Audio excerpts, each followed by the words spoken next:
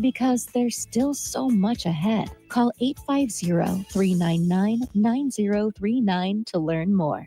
This is Wayne Hooks, Location Coordinator for Wreaths Across America for the Tallahassee National Cemetery.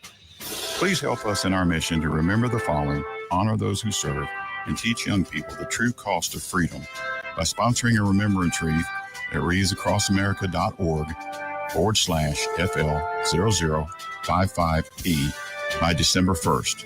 And join us at the Tallahassee National Cemetery on December 13th to honor our fallen heroes. Thank you. Pay-per-view fights can ring up big bills, especially since in the Octagon there is one every few weeks. That's why the 7th Hill Tap Room right downstairs from Corner Pocket Bar and Grill carries every single fight. Plus, unlike most pay-per-view bars, there's no cover charge. And drink specials too, like $3 select domestic beers and more. And if you enjoy international soccer, 7th Hill opens early. $2 mimosas on Sundays, anyone? The 7th Hill Tap Room, 2475 Appalachia Parkway, just downstairs from Corner Pocket Bar and Grill.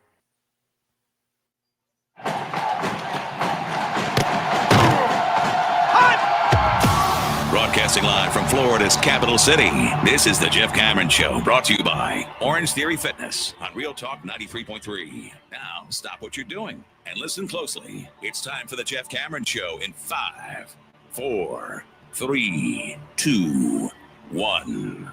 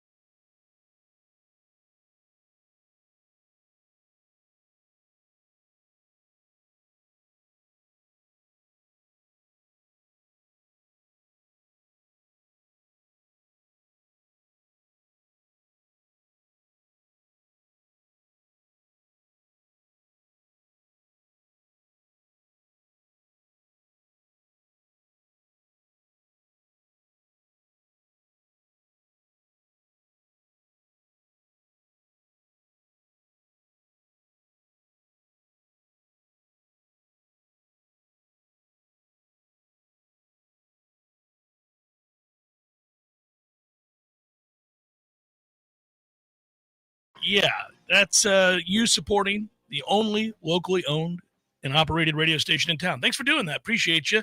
Also, for those of you watching on YouTube, Warchant TV, appreciate that greatly. Hello. Come on in. Come on in. You know, I think, and I may not end up doing what's called for here, that you want a fire and brimstone from the mountaintop. You want a very loud, are you effing kidding me with this nonsense sort of discussion. And I don't have it in me. It's self-evident. They don't care about you. So we're in it. We're deep in it. And I'm going to guess that apathy sets in soon. And that's dangerous. It's okay to be mad. I'll take mad.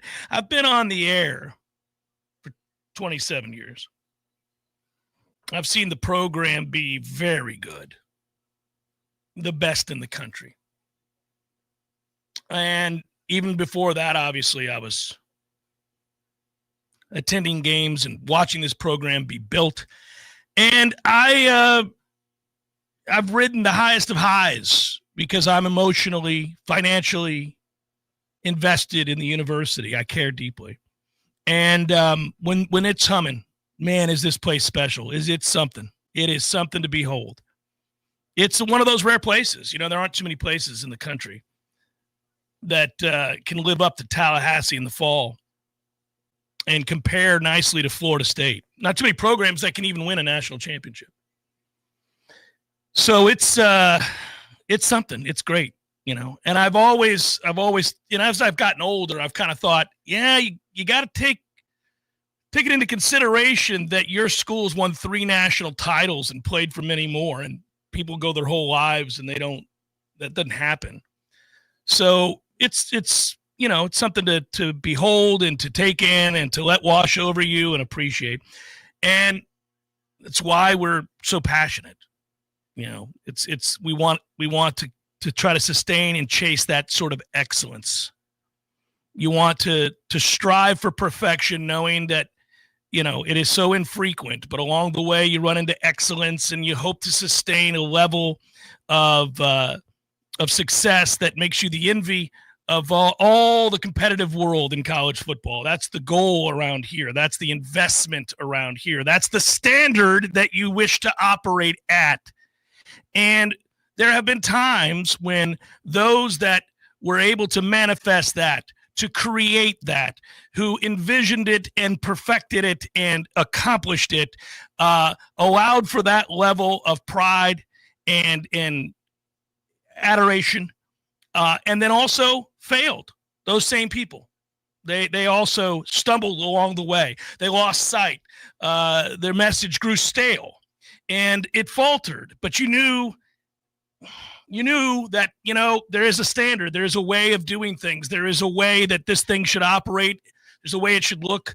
There's a way that you go about your business and you invest financially and emotionally and all those things. And you say, okay, well, I get it. I get it. You can't always sustain it. And sometimes changes have to be made to that end. But that's always the goal. It's always what you do. It's always what you're striving for.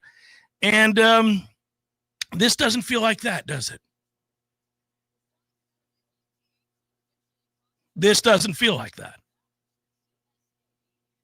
This feels like a purely financial decision with no sight of the standard and the goal and the process and the investment. It doesn't feel like that. It feels like that there is indecision, that there is infighting, that there are too many cooks in the kitchen, that there are a lot of people with a lot at stake, and most of what they're bickering about and trying to figure out does not include you, does not consider you. And so you feel put upon. You feel cheated. You feel slighted and angry, depressed, frustrated. What I worry about is that you won't care anymore. What I worry about as we move forward is that there's a limit to your passion. There's a limit to the funds that you'll commit to this. There's a limit to your loyalty, to your dedication. Not because I questioned you, but because we all question this administration and the people making the decisions. We question whether or not they've lost sight of what this is and what it should be.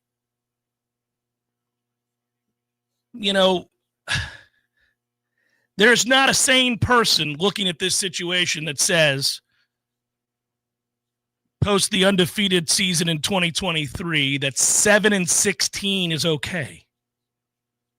Nobody would say, yeah, it's cool. I like going 3-13 in ACC play. We should run it back. Nobody thinks that. And you got to contort yourself to try and think it. You have to twist and come up with a lot of excuses as to why and how it happened and what should happen next. Reasonable minds can disagree, certainly, but nobody can argue that 7-16 is not. It's not just bad. I mean, it's so far from what anybody would consider the standard here that it doesn't warrant like a debate. It's not debatable. He's 3-13 in ACC play since 23. 3-13. Say it out loud to yourself. I mean, they won a road game in 2 years. I mean,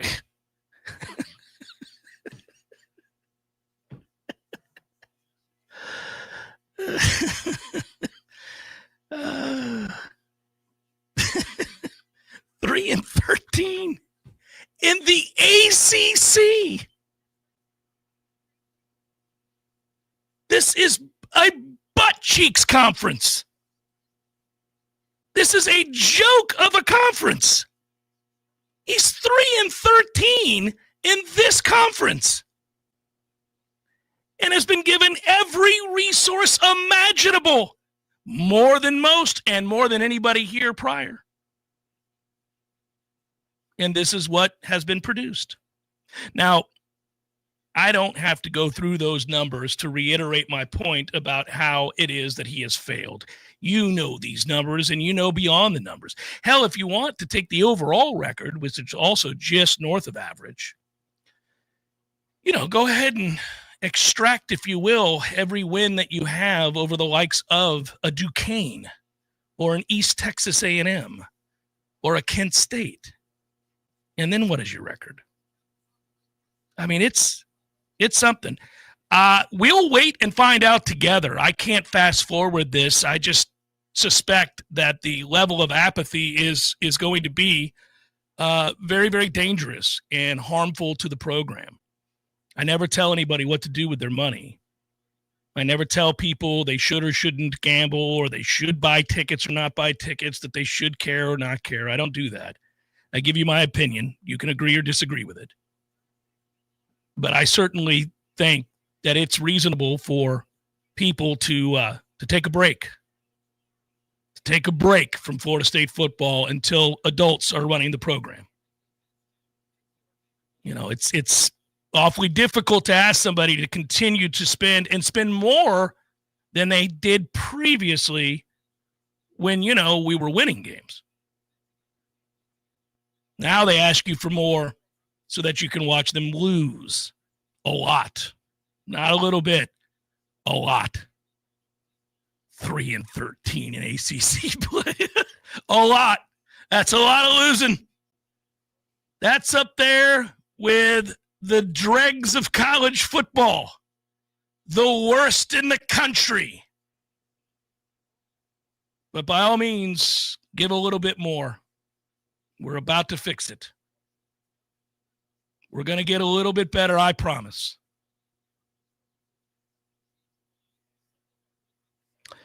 I don't know how with a straight face you can ask for that. They will. They'll ask for the money.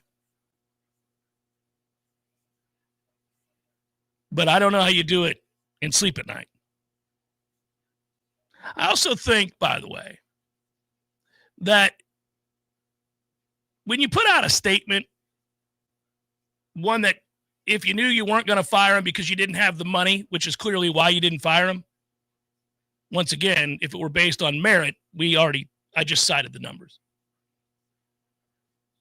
So if you knew you weren't going to fire him because you couldn't, or you really, really, really, really didn't want to, you should have come out with this statement or a statement from a singular individual. We don't need 3 different people making statements. That tells me they're arguing,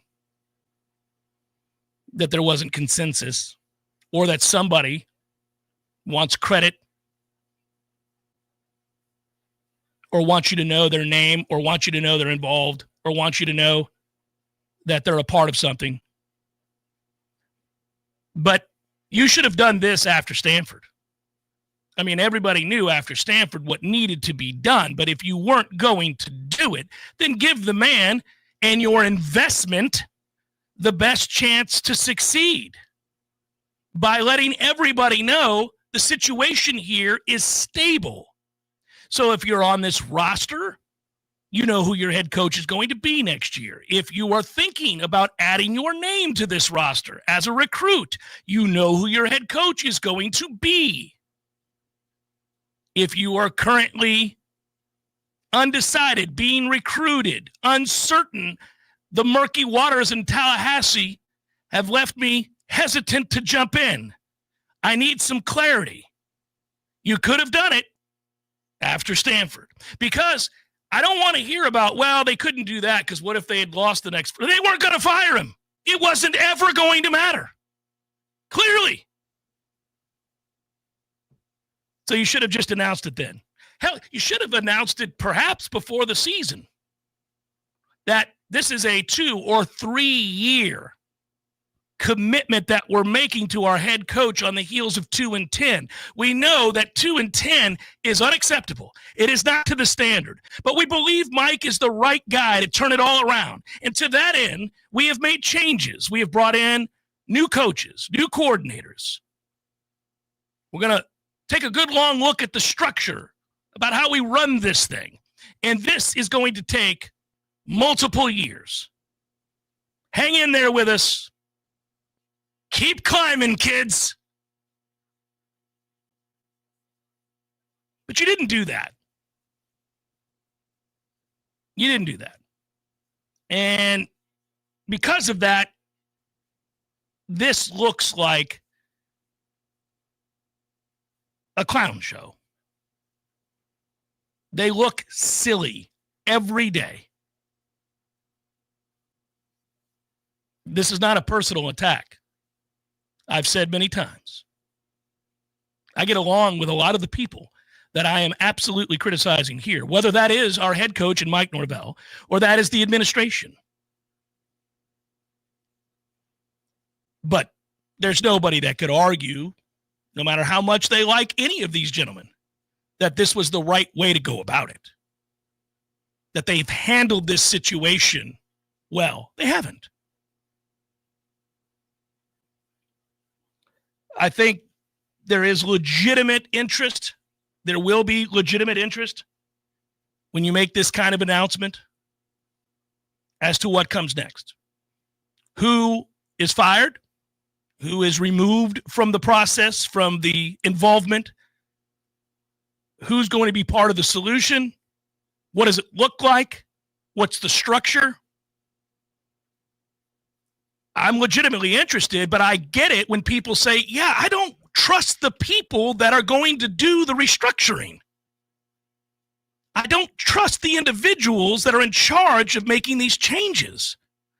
You've got an AD that's applied for multiple jobs elsewhere. He doesn't want to be here. You have a head coach that has failed miserably. How do I put my faith in them? How do I put my belief in them? You don't have a choice. You're not going to root for somebody else. Your loyalty isn't going to shift. They're counting on that.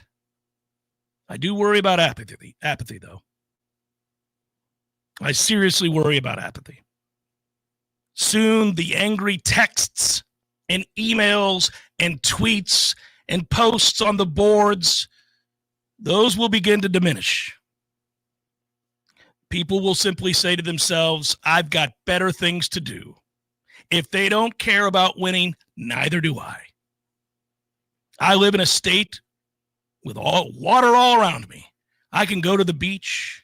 I can travel.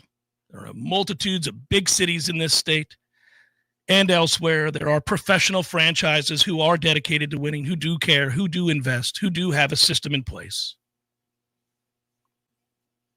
I can get my competition and the thrill from it elsewhere.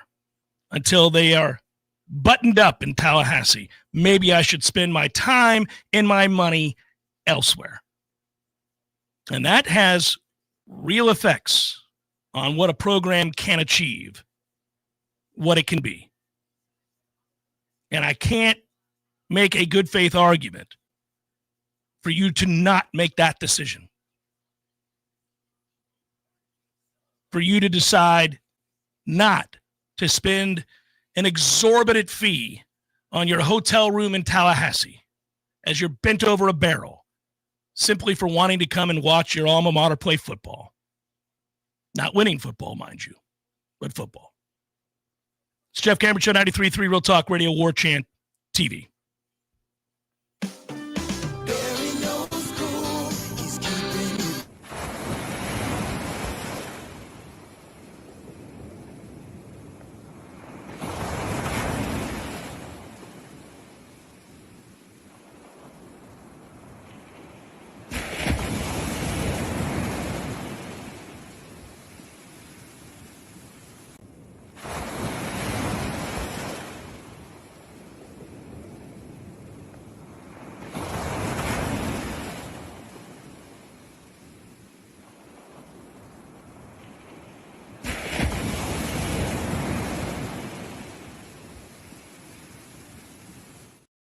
Anywhere. When you turn to the experts at Carrier and Marino Heating and Air, online at marinoac.com. Florida license number CAC 1816186. Marino Heating and Air Conditioning.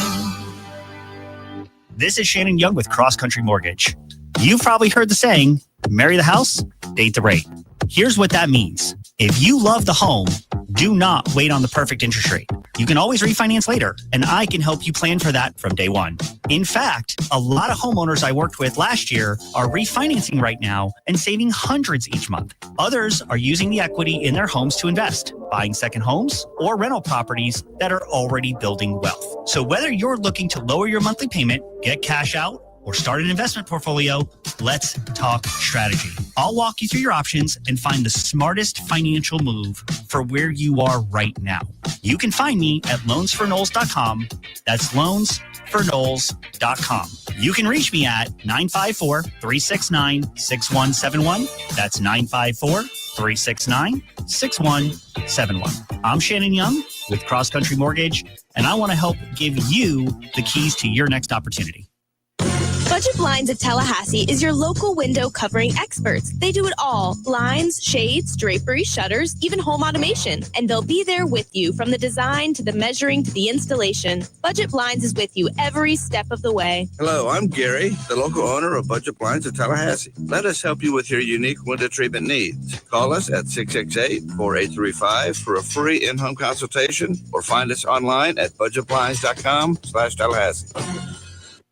Tired of calling 1-800 numbers just to get put on hold? Flush those numbers down the drain and call Terry West Plumbing and Septic Services, now offering Terry's Toilets, providing clean, reliable porta potties for any job site, special event, or backyard party. Real local people doing real work. No robots, no AI, no call centers. For all your septic services and portable restroom needs, one local call wipes away the competition. Call 850-510-8558. That's 510-8558. Or visit terrywestplumbing.com. When you call, we answer. Feeling sluggish? Wake up your body the right way with Vigor. The all-new Vigor Cold Plunge Tub from Hot Spring Spas is now available exclusively at Pinch a Penny Pools and Spas in Tallahassee. Boost circulation, reduce inflammation, sharpen your focus, and more. Elite athletes do it daily, and now you can too. Experience the power of cold therapy in your own home. Come see the Vigor Cold Plunge, available only at Pinch a Penny on Capitol Circle Northeast and Greer Road.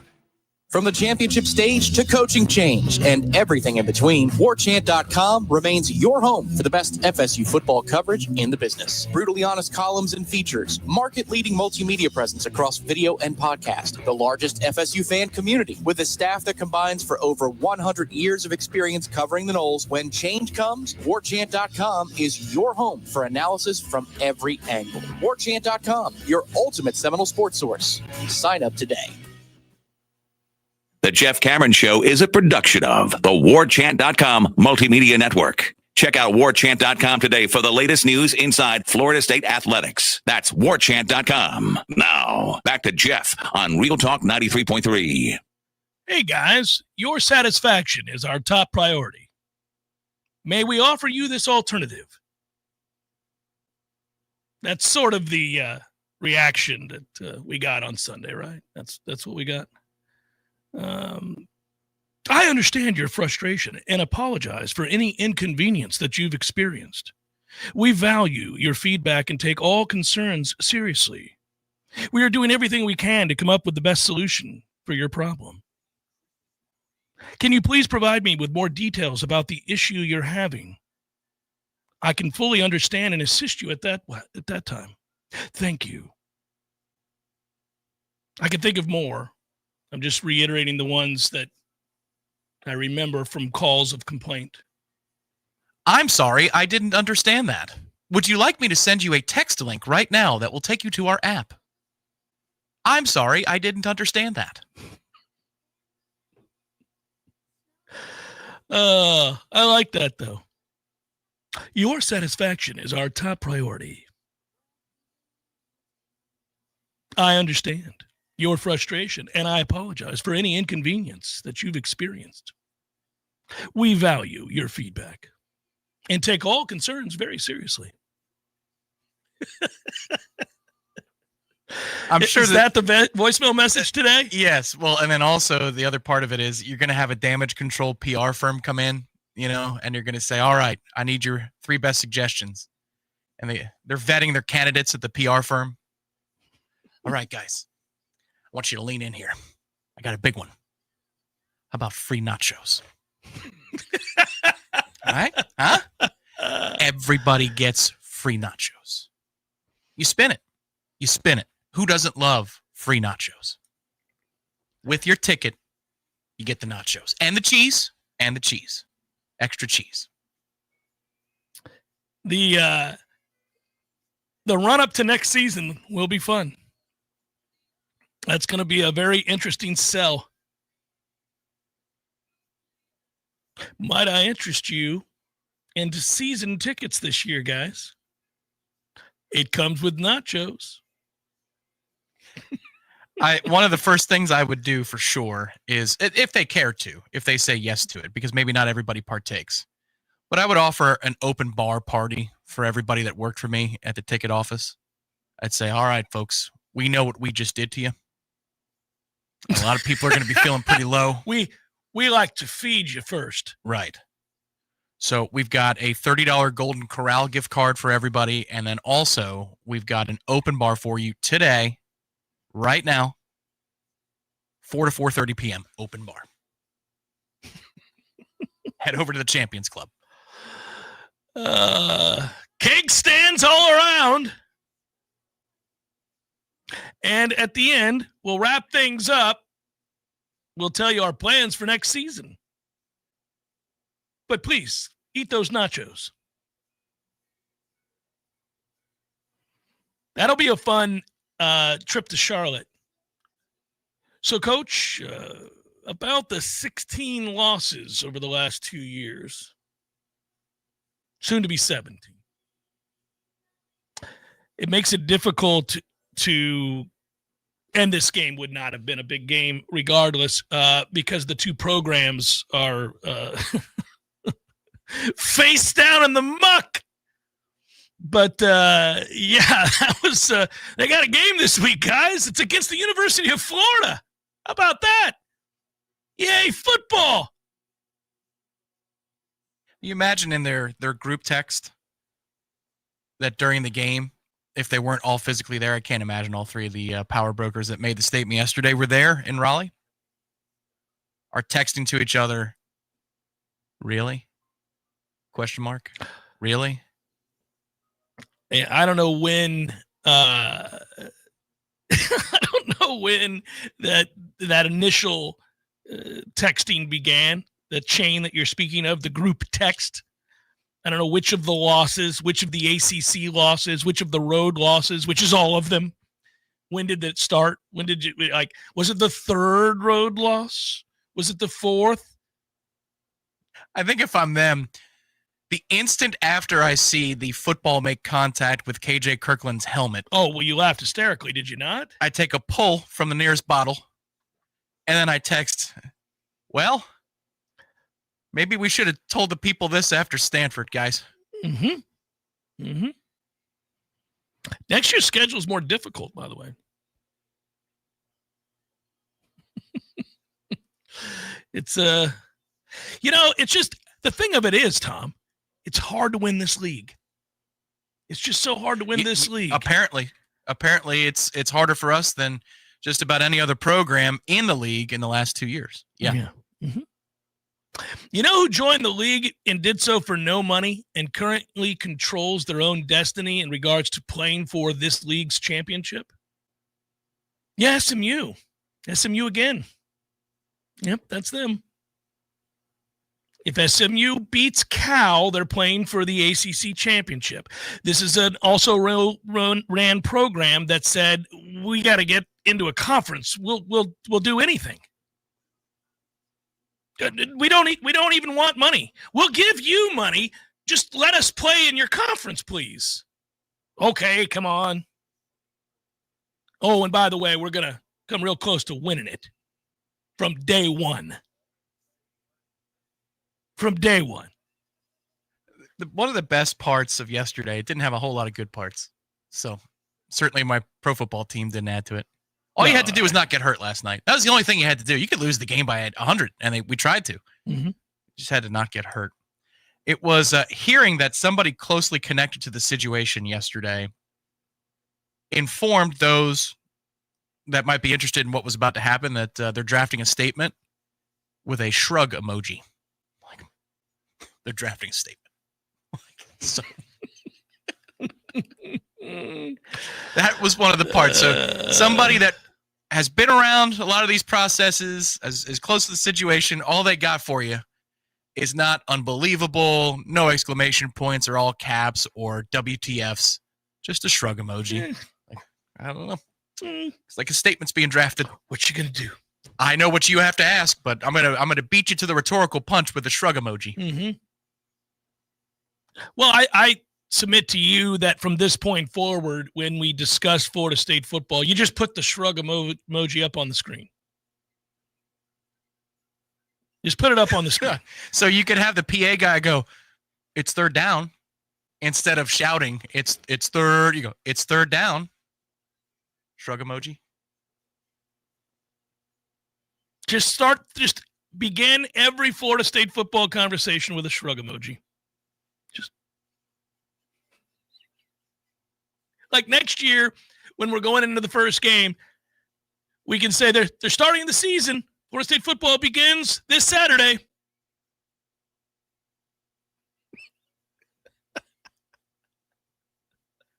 That could be the one that, this time next year, it's November the 23rd, 2026. We are releasing the following statement from Florida State Athletics. Shrug emoji. When they lose on the road again, just tweet out, instead of the climb, just tweet out the shrug emoji. It's a road game. What do you want from us? It's a road game. You think we're supposed to win a road game? Just a super short clip from Beauty and the Beast. Tale as old as time. And that's it. That's it. Shrug emoji. Florida State will be on the road this Saturday.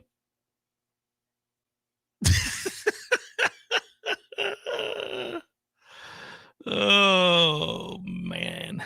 It's a toughie.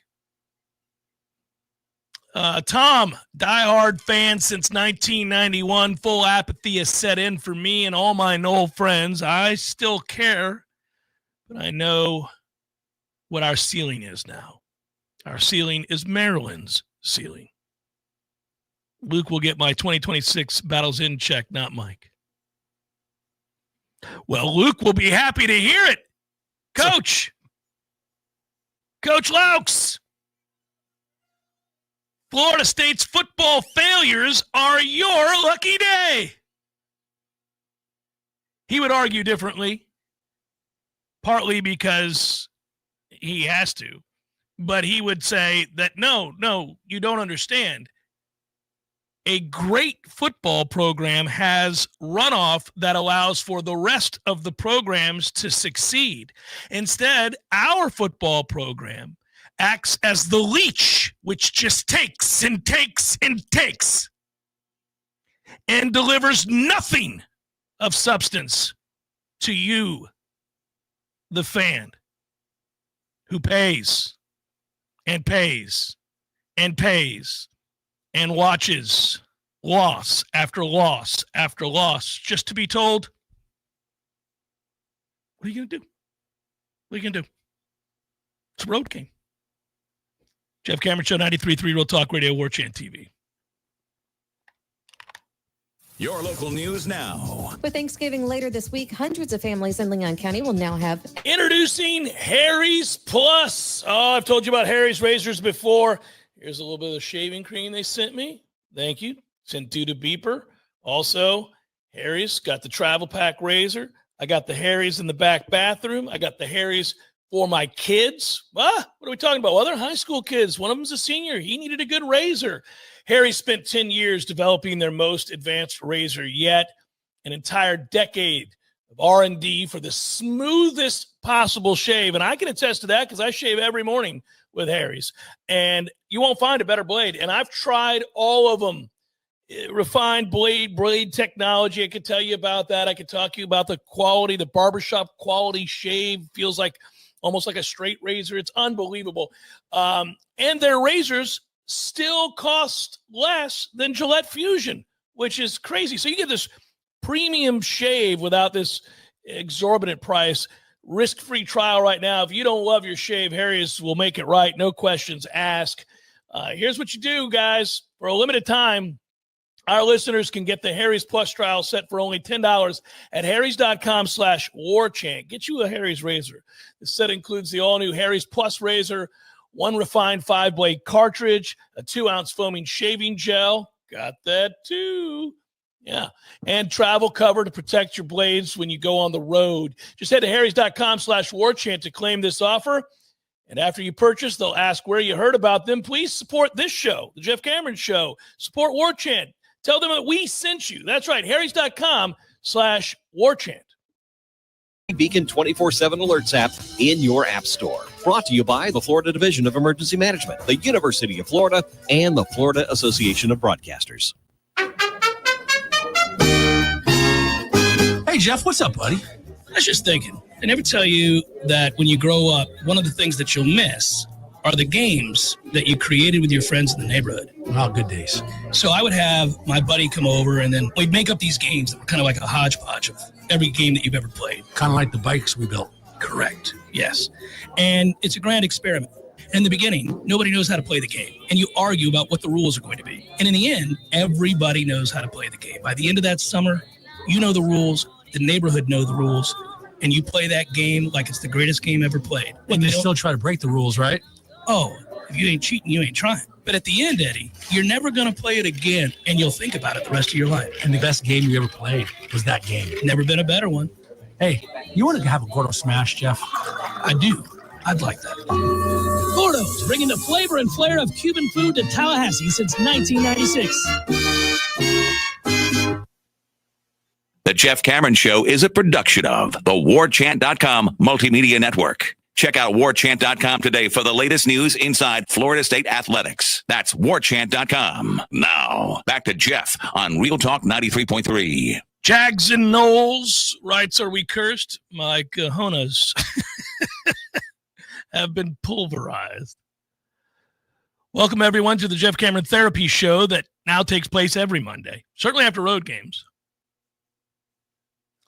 Jeffrey writes, my father graduated in 1964.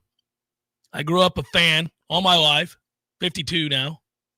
Let's do the dynasty and Jimbo, and now that this is pathetic, I'm very pissed off, and it seems like they don't care. Quick, Tom. You got to give the emoji. There it is. That's their statement. They really should, instead of collaborating and having 3 different people release statements within the same statement, you should have that and just release it every week.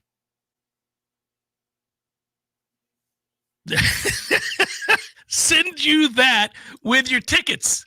You get that.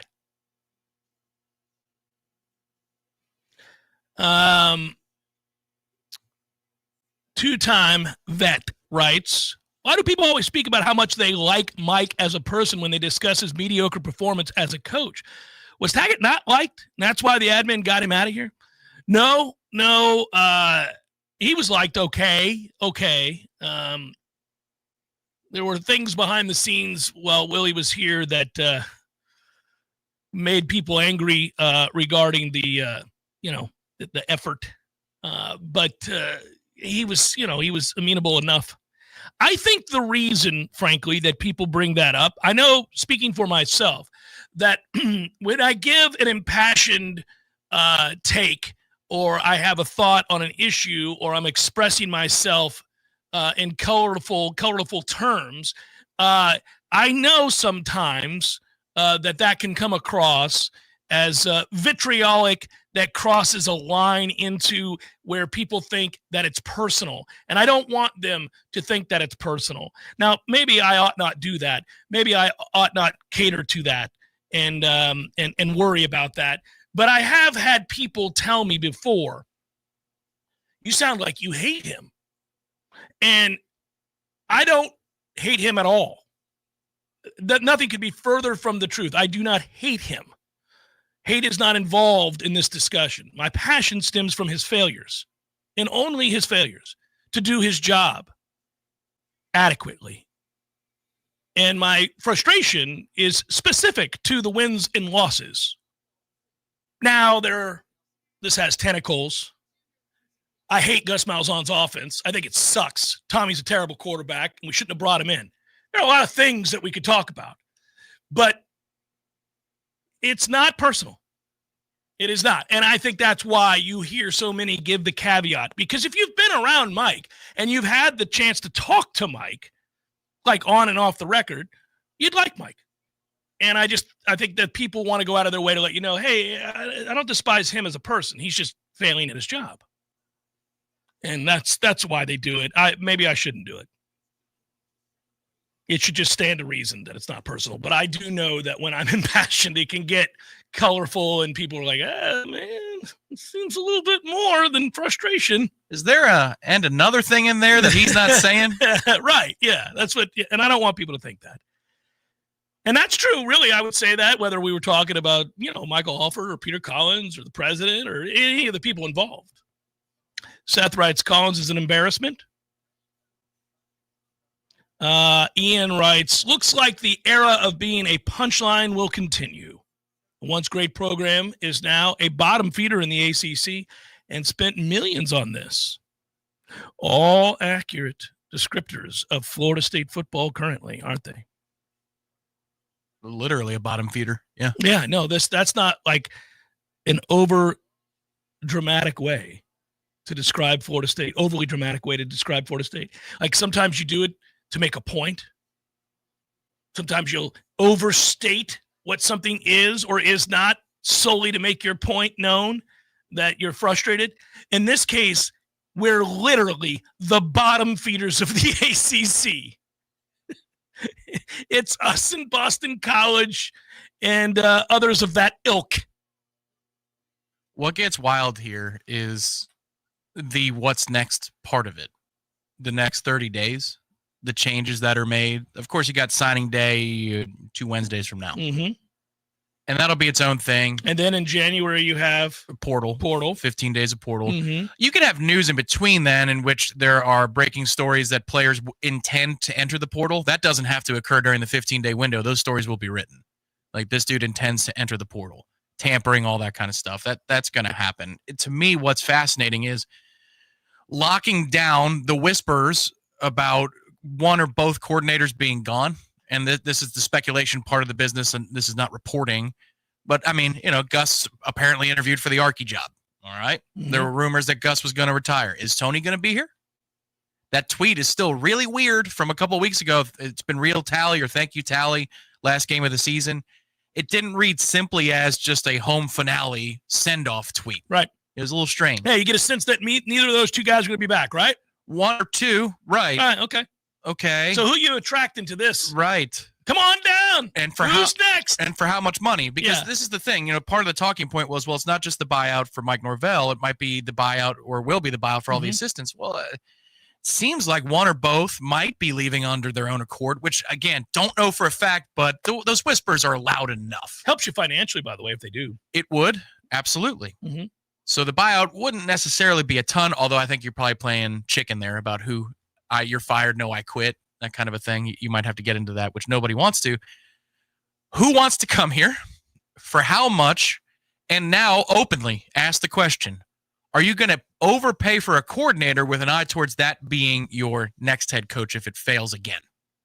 Well, are you bringing in somebody who has enough credentials that you go, oh my God, they just brought in their new head coach when they decide that it's amenable to let this guy go, save for a miraculous bounce back? Sure. So it would be kind of funny, wouldn't it? I mean, you've already stripped him of all of his duties. You've done everything but fire him. So, you could say, and it would almost be funny to do so, ladies and gentlemen, we introduce to you not only our new offensive coordinator, but our head coach in waiting. whoever that might be. Right. Which is it's just a not allowed, but I mean, Yeah, you know what? We're in unprecedented times in a lot of ways. Mhm. The salary would tell you that that's the head. If it's $3 million, let's say, that they spend on the new coordinator, but whoa, that's the guy. Part of me wonders though if Gus takes off for whatever reason. Would Mike take over the play calling duties again? Yep, you got to do something. I mean, you can't just stand here. Right. That would be my for your $10 million. Like, all right, I'm bringing in another mind to be in the room. Yeah, because I'm required to. Yes, we have to fill the position of offensive coordinator. But also, it comes back to that question of who makes those calls. Are they looking right now to bring in a GM and imbue that GM with the power to make these decisions? By the way, that'll cost you a lot of money. Yeah, yeah. I mean, it's either a new GM or a new athletic director that's coming here. Because those statements yesterday read that we can't trust him to handle his own business again, so somebody else is going to do that. Yeah, I read that too, Tom. The way I read that, whether it was intended or not, can be debated. Yeah, it's the Collins statement specifically. The Collins statement almost read as if the athletic director is going to lose his job. Oh, that part? Oh, okay. Well, I don't go that far, but there's a czar of football that's not a head coach is the way I took it. Not necessarily the athletic director. Well, what is it you say you do here, athletic director? Regarding football, not enough. That's what that is from the chairman. Yeah, it's a matter of, do you have the GM that sits above the head coach in the power tree, or is it an athletic director who has a little bit more chops with football? One or the other, though, I would think. We'll have Ira on next hour, and I'm going to ask him, are we aware of specific dates, timetables by which we look for this news? When are these changes coming? When does it begin? Do we get announcements immediately? One would think. Yeah, that is a tough question, because what fogs and clouds that issue is, remember I wanted the fog to lift? God almighty, if it isn't like the last 5 mornings here in Tally, what this year ended up being. If coaches leave, I think that changes the order of your operation. Sure. If you knew that everybody was coming back, coordinators, position coaches, let's just say that you thought that that's what was going to happen, which I don't think in any case it would, then you could go GM first and make that announcement quick. But you've got potential for some coaching turnover and front office turnover and signing day in 9 days. Like, I mean, that's a lot. Yeah. Maybe they could have done that over the last 35 days after Stanford and begun that process. Maybe they did. Who knows? But I doubt it. No, I think they would have just made the announcement if that was the case. Right. They would have just made the announcement I mean, if that were the case. You usurped his authority within that building for the last month to end up right where you were after the Stanford game for no reason. It was a big nothing. This is like Soprano's mom. It's all a big nothing. That's what the last 35 days was. It's so maddening, and it's what's tough to do is it's to stomach and watch it and to see it all play out this manner. I feel like a broken record. I get it. People are just, this is where I worry. This is where I worry that people will say, I can't do this every day. I can't care this much about this thing that is allowed to operate this poorly. It's investment at a very high level, emotionally and fiscally. And if it's going to give you this kind of misery and it's going to be operated this poorly, it demands of you to reassess that investment. It leaps off the page how faulty these steps are. You riled up the people for nothing. And some might say, well, you guys did that in the media. No, they go on record and say, they make a statement. They release a statement and the statement doesn't suggest he's safe. The statement suggests that you're on the clock, Mike. And if it doesn't get better on the field, then we're going to have to make some changes here in this comprehensive assessment. That is the implication. They could have rallied behind him at any point in the last month. They didn't do it once. Not once did they go on record. Instead, they essentially told you that the games matter in that moment. What happens from here on out is going to matter. The last 6 years might not have, but just these games. Which we question in real time. Correct. But then it goes and it plays out, and then they'd say, yeah, it never really mattered anyway. So what did you get everybody's blood up for?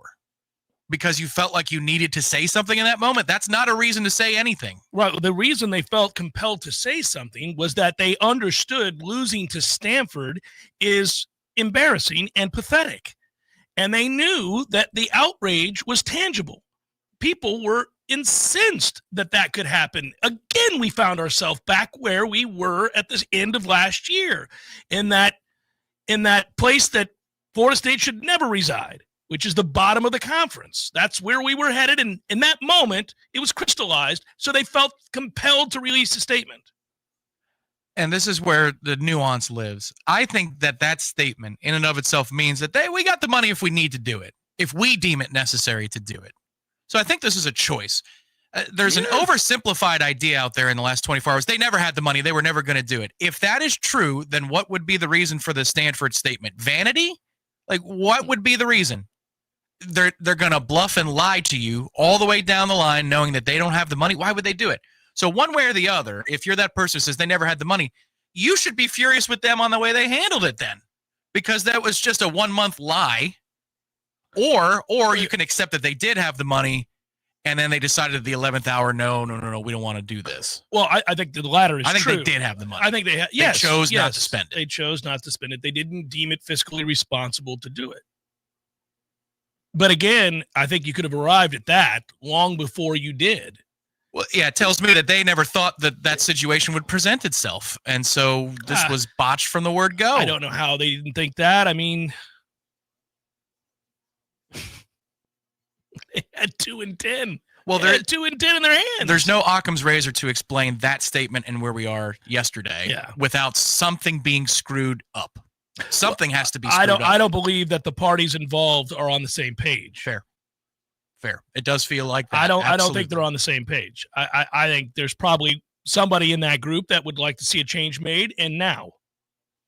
And then there are two others that are arguing on behalf of not making that change, probably citing the financials. And the changing landscape of college football, I suppose. I mean, there's legitimacy to the changing landscape of college football and the way that programs should be run. I'm not saying that isn't a thing, but you did a comprehensive, we were led to believe, assessment at the end of 2-10 about the entirety of the operation. That's what we were told. And we were told. Did it just occur to you now, after another disastrous season, that things need to change? We're also told it'll be a quick fix. Well, define quick. It'll all be over by Easter. Like, what is quick? Man, but if they had consensus, they would have made the statements yesterday would have been released after Stanford if they had consensus on the issue, and they would have known that people would have been pissed off. But I would have respected that more. I would have been mad about it, but I would have respected that more than what did we just twist him out in the wind for a month? Mm-hmm. Yeah, again, that schedule next year. Obviously, you have the Alabama game September 19th in Tuscaloosa. You end the year, obviously, with Florida. They'll have a new coach. We'll see what they are. But you have Clemson, you have SMU, you have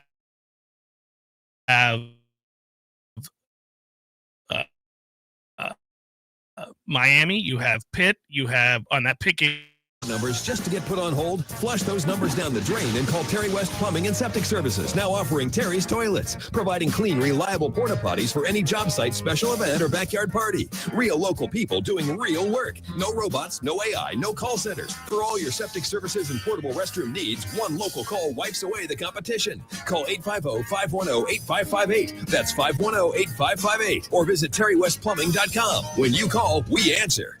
Hey, no fans, our partner ISF Inc. is a national management and IT consulting firm located right here in Tallahassee, Florida, solving the future for state governments through strategy, process, and technology. As a trusted advisor for state governments, ISF knows the importance of defining a clear and detailed strategy. Our friends at ISF can help your organization create a strategy that sets you on a path to success. ISF, your vision plus our expertise brings your brilliant ideas to life. Visit ISF.com to learn more. ISF, solving the future. No matter what printing you need to keep your business running, we can help. Hi, Jason Butera here for The Printery. Reduce your stress and give us a call. From new product brochures or posters to yard signs, postcards, even letterhead and envelopes. The Printery sets the standard in personalized service with outstanding results. We offer full-service graphic design and free pickup and delivery. The Printery, home of 36-cent color copies. If it's ink on paper, we've got it covered. Call us today, 877-6418. 877-6418. Water is your home's worst enemy. It finds cracks, soft spots, and weaknesses. But not on our watch. At Gutter Solutions and Waterproofing, we're veteran-owned and built different, driven by detail and the pursuit of excellence. We install seamless gutters, underground drainage, and waterproofing systems that don't fail. Because when you live with discipline, water doesn't stand a chance. Gutter Solutions and Waterproofing. Visit guttersolutions.net.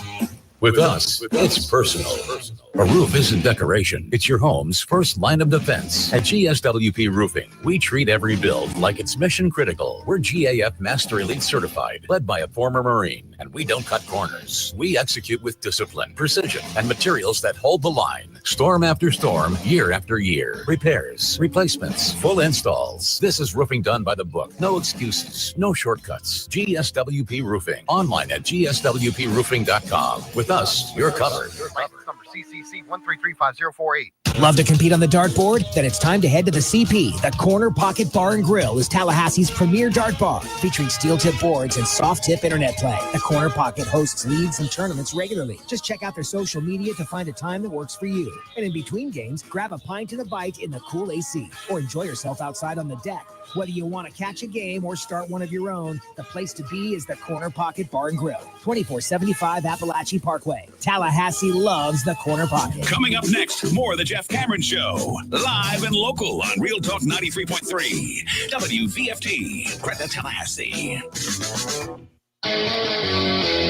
Your Sports Flash update on Real Talk 93.3 in Tallahassee. NFL football on Sunday. The Jacksonville Jaguars go to overtime against Arizona, and they come up with a 27-24 victory with the win.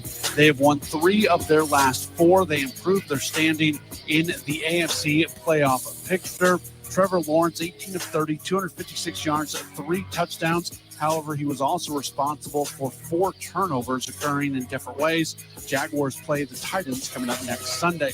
The Tampa Bay Buccaneers played Sunday Night Football. It did not go well. They lose to the Rams 34-7. Up next for the Buccaneers, they are going to host Arizona. The Miami Dolphins, they were coming off a bye week. They'll get back at this upcoming weekend when they are going to play host to the New Orleans Saints. This Sports Flash is presented by Progressive. Bundle auto and home, renters, or condo insurance and save with Progressive. I'm Matt Pauley on Real Talk 93.3. From the team behind Mac and these hollow socks. See this? Hollow socks. These are the boot cut. This is the boot cut hollow sock right here. I will tell you, I took these out of the package because I'm going to wear them later. They're not the boot cut. These are alpaca, something to do with alpaca's performance socks. I've got these hollow socks that they sent me. Let me tell you something right now. I don't say yes to all the endorsements. I don't. But when Tom told me that Hollow Socks wanted to send me some socks, the boot cut, I got the compression sock, I've got the everyday active sock, I've got all the different kinds of socks. I'm not an expert on socks. All I asked Tom was, are these fine folks that are sending me socks, Hollow Socks, are they comfortable? Are these good socks? And he said, well, I don't know. But they're going to send them to you, and you get to try them. And if you don't want to talk about them, then we'll say no. But if you like the socks, then make sure you talk about them. So I'm talking about them because I love them. They're comfortable. They're great. I wore a pair on Monday to work out. That's the true test. When I work out, I got to have comfortable socks. You can't be out there sweating in uncomfortable socks or having them feel weird in your shoe. Not only they did not feel weird in my shoe, they felt great. They felt comfortable. They felt supportive. They felt like I should be working out in them. They're really, really good socks. And I think most of you watching this are like, all right, I like a good pair of socks. Socks are underrated. I mean, I know people who spend all kinds of money on socks, And at the end of the day, you really can't tell the difference. I could tell the difference with these socks. I like them. That's why I showed them off to the camera. I think you'll like them too. They've got socks for camping. They've got socks for hiking. They've got socks for hunting. Hunting's not my cup of tea, but if I were hunting, I'd like these big old thick long ones that go to your knee, right? Especially when it's cold outside. They've sold over 2 million pairs of socks. So a lot of people are just like me saying, I'm down with the socks. I like the everyday socks and the compression socks. Those are my two favorite. For a limited time, Hollow Socks is having a buy two, get two free sale. Head to hollowsocks.com today to check it out. Hollowsocks.com for up to 50% off your order. After your purchase, they'll ask you where you heard about them, and you can support the Jeff Cameron Show by saying, I heard about the Hollow Socks on the Jeff Cameron Show. Look at that. Do it. Go to hollowsocks.com. Get you some Hollow Socks. Get those alpacas. They're good. Personally invite you to join us each and every weekday morning right here on Real Talk 93.3 for the Greg Tish Show.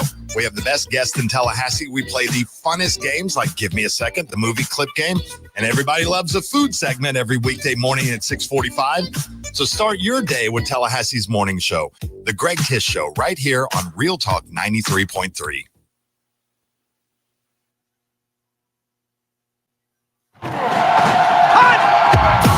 Broadcasting live from Florida's capital city, this is the Jeff Cameron Show, brought to you by Orange Theory Fitness on Real Talk 93.3. Now, stop what you're doing and listen closely. It's time for the Jeff Cameron Show in 5, 4, 3, 2, 1.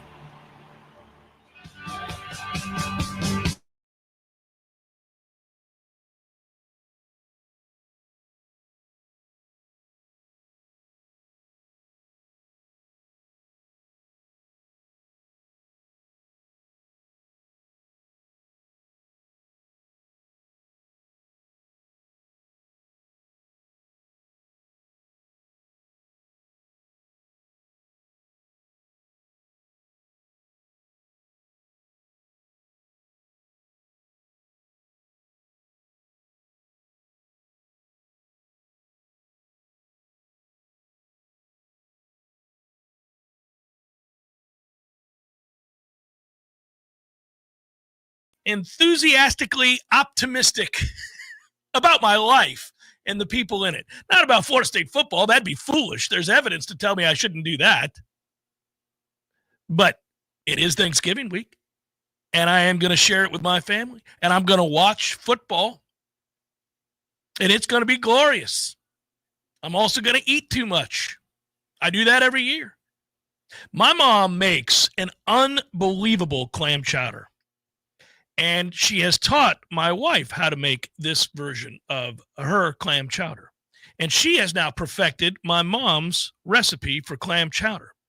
And I have begged for this to be the week of infinite clam chowder eating. And I am going to engage so that I don't have to think about Florida State football. I can just eat clam chowder and go, Oh, really? Yeah. I got to go get the emoji for the clam chowder? Yeah. All right. I'm going to eat clam chowder and go like that. I will be happy when this week is over. I'm thankful to be going home, legitimately, because every Thanksgiving is special. Of Especially course. as you as you people get older, your parents are you getting get older. old. Yeah, absolutely. Yeah. Yep. It's going to be a day trip, well, overnight. So I leave Thursday morning, come back Friday. Looking forward to covering whatever it is we're covering here, because I think there's going to be nuggets, notes beyond just this lamenting, which is absolutely right. You're absolutely right to feel that way today. I'm almost done with the logistics of the car, the new car. It's being driven here. Your other one was totaled. That's right. That's So, right. Almost done with those conversations with the insurance companies. We're not quite done there. I think I've logged 30 man hours or 40 man hours doing that in the last week. Almost done. But I can see it. When we sign on next Monday for the first JCS of December, going to feel a lot more pep in my step. I'm going to be fatter for having eaten a lot of clam chowder. It's going to be my week. And that's not even the Thanksgiving turkey and the pot roast. Big fan of pot roast. So I have got my way. I lobbied over the weekend and said, babe, it's Thanksgiving week. You don't have to work. The kids don't have to go to school. I do. So I want clam chowder and pot roast to help me forget about Florida State football. And, it's either that or heroin. So let's go with the pot roast and the clam chowder, So pot roast, let's see. Do you like carrots anyway? Yes. Okay, so then you really like carrots in the pot roast. Absolutely. I think that's the most important They non-pot soak roast. up all the juices. The most important non-pot roast ingredient is the carrot. Potatoes are good too. Yeah, fair. Because they suck up the juices. It's glorious. Yeah, it's glorious. That's where we're at. CJ, I take it pretty damn seriously, buddy. I think based on the fact that you were listening to the show, I just jumped in the chat to see if I missed any starred comments, and I happened to see yours. I don't think it's a joke. I'm livid by the situation we find ourselves in. Yeah, this is the wrong shop window to be looking in and saying things like that, man. I care very deeply about this situation. I don't know that I can do 3 hours of jumping up and down in the chair kind of care, but I let it be known. He wants to know, why does our media keep letting him say he knows what it looks like? What should they punch him? Yeah, what does that cross debate look like?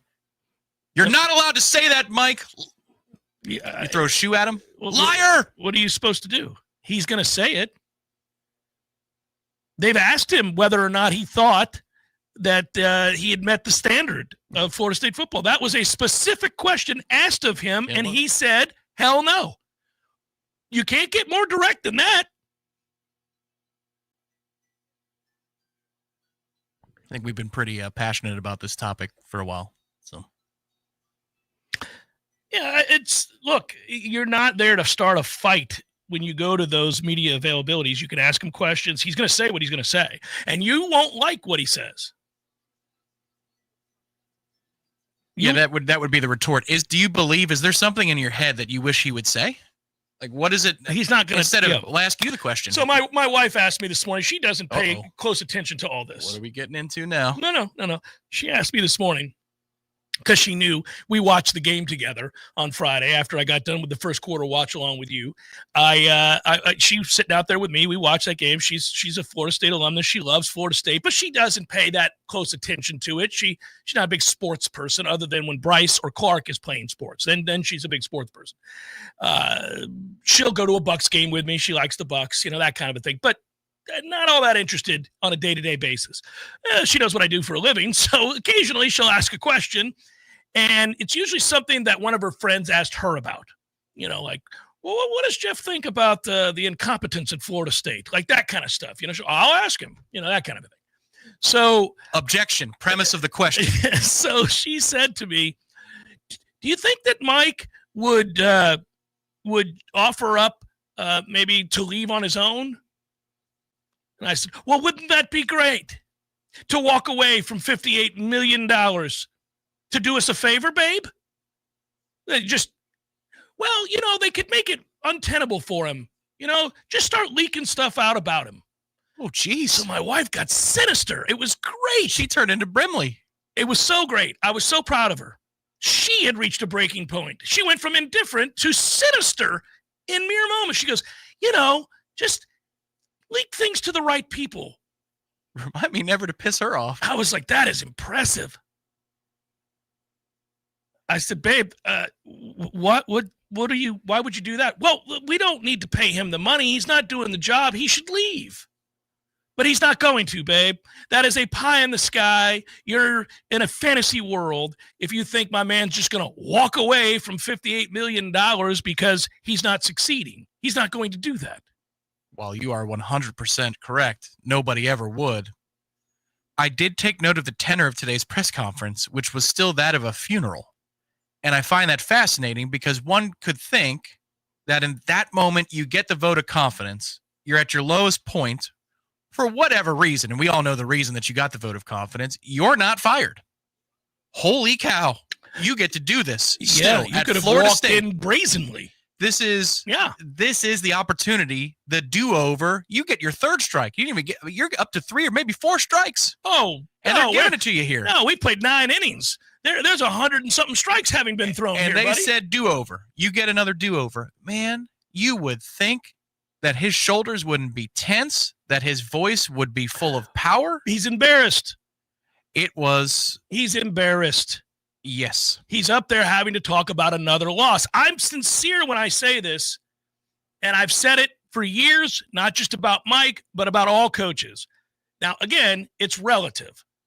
He's making $10 million this year. So I'm not losing sleep over this. I don't feel bad in the sense that, oh, that poor man is without a job, is homeless, is whatever. No, it's not that kind of feel bad. But I don't think, and I do feel bad for any coach in these situations to which they have to make immediate availability a weekly thing after loss upon loss upon loss, because there's just no good way to go about that process. All it serves to do is piss the fans off, because he can't undo the results. He can't undo what's already been done. Your anger stems from, the freaking 16 losses over the last 2 years. Your anger stems from 3-13 in the ACC over the last 2 years. Nothing he can say at immediate availability is going to change those numbers or change that fact. And so he knows that. He knows that he's failed. He said it. That's where I give him credit. He said, hell no, when asked the question as to whether or not he's met the standard. He knows he hasn't. But even him saying hell no isn't satisfactory. Nobody's going to say, well, thank goodness he owned it. Proud of Mike. Good for him. At least he recognizes his failures and cops to them. No, that's just not how it works. So there's nothing he can say. There is nothing. So it just becomes this sort of pointless exercise. You're not really going to glean anything from this unless they start doing and occasionally it happens, very rarely, but like a coach will reach that effort moment in their lives where they've been doing it for so long and they've made enough money to never have to work again, and they're tired of the charade. And occasionally, and we all know when it happens because it's one of those rare, integrity-laden, honest give and takes between a reporter or a room of reporters and a coach, when they just fly off the handle. They're like, I'll tell you what, guys, I thought, and then they'll launch into some tirade about whatever they thought was going to happen that didn't happen and why it didn't happen. And they'll either take blame or they'll point fingers or they'll say something that's real. We blew it. We blew it. We drafted this kid. We thought he was the answer at quarterback. It's been 4 years. He still can't play. That's on me. It was a poor draft choice, and I've done a poor job of coaching him, and we have failed. Occasionally you get that, but not often.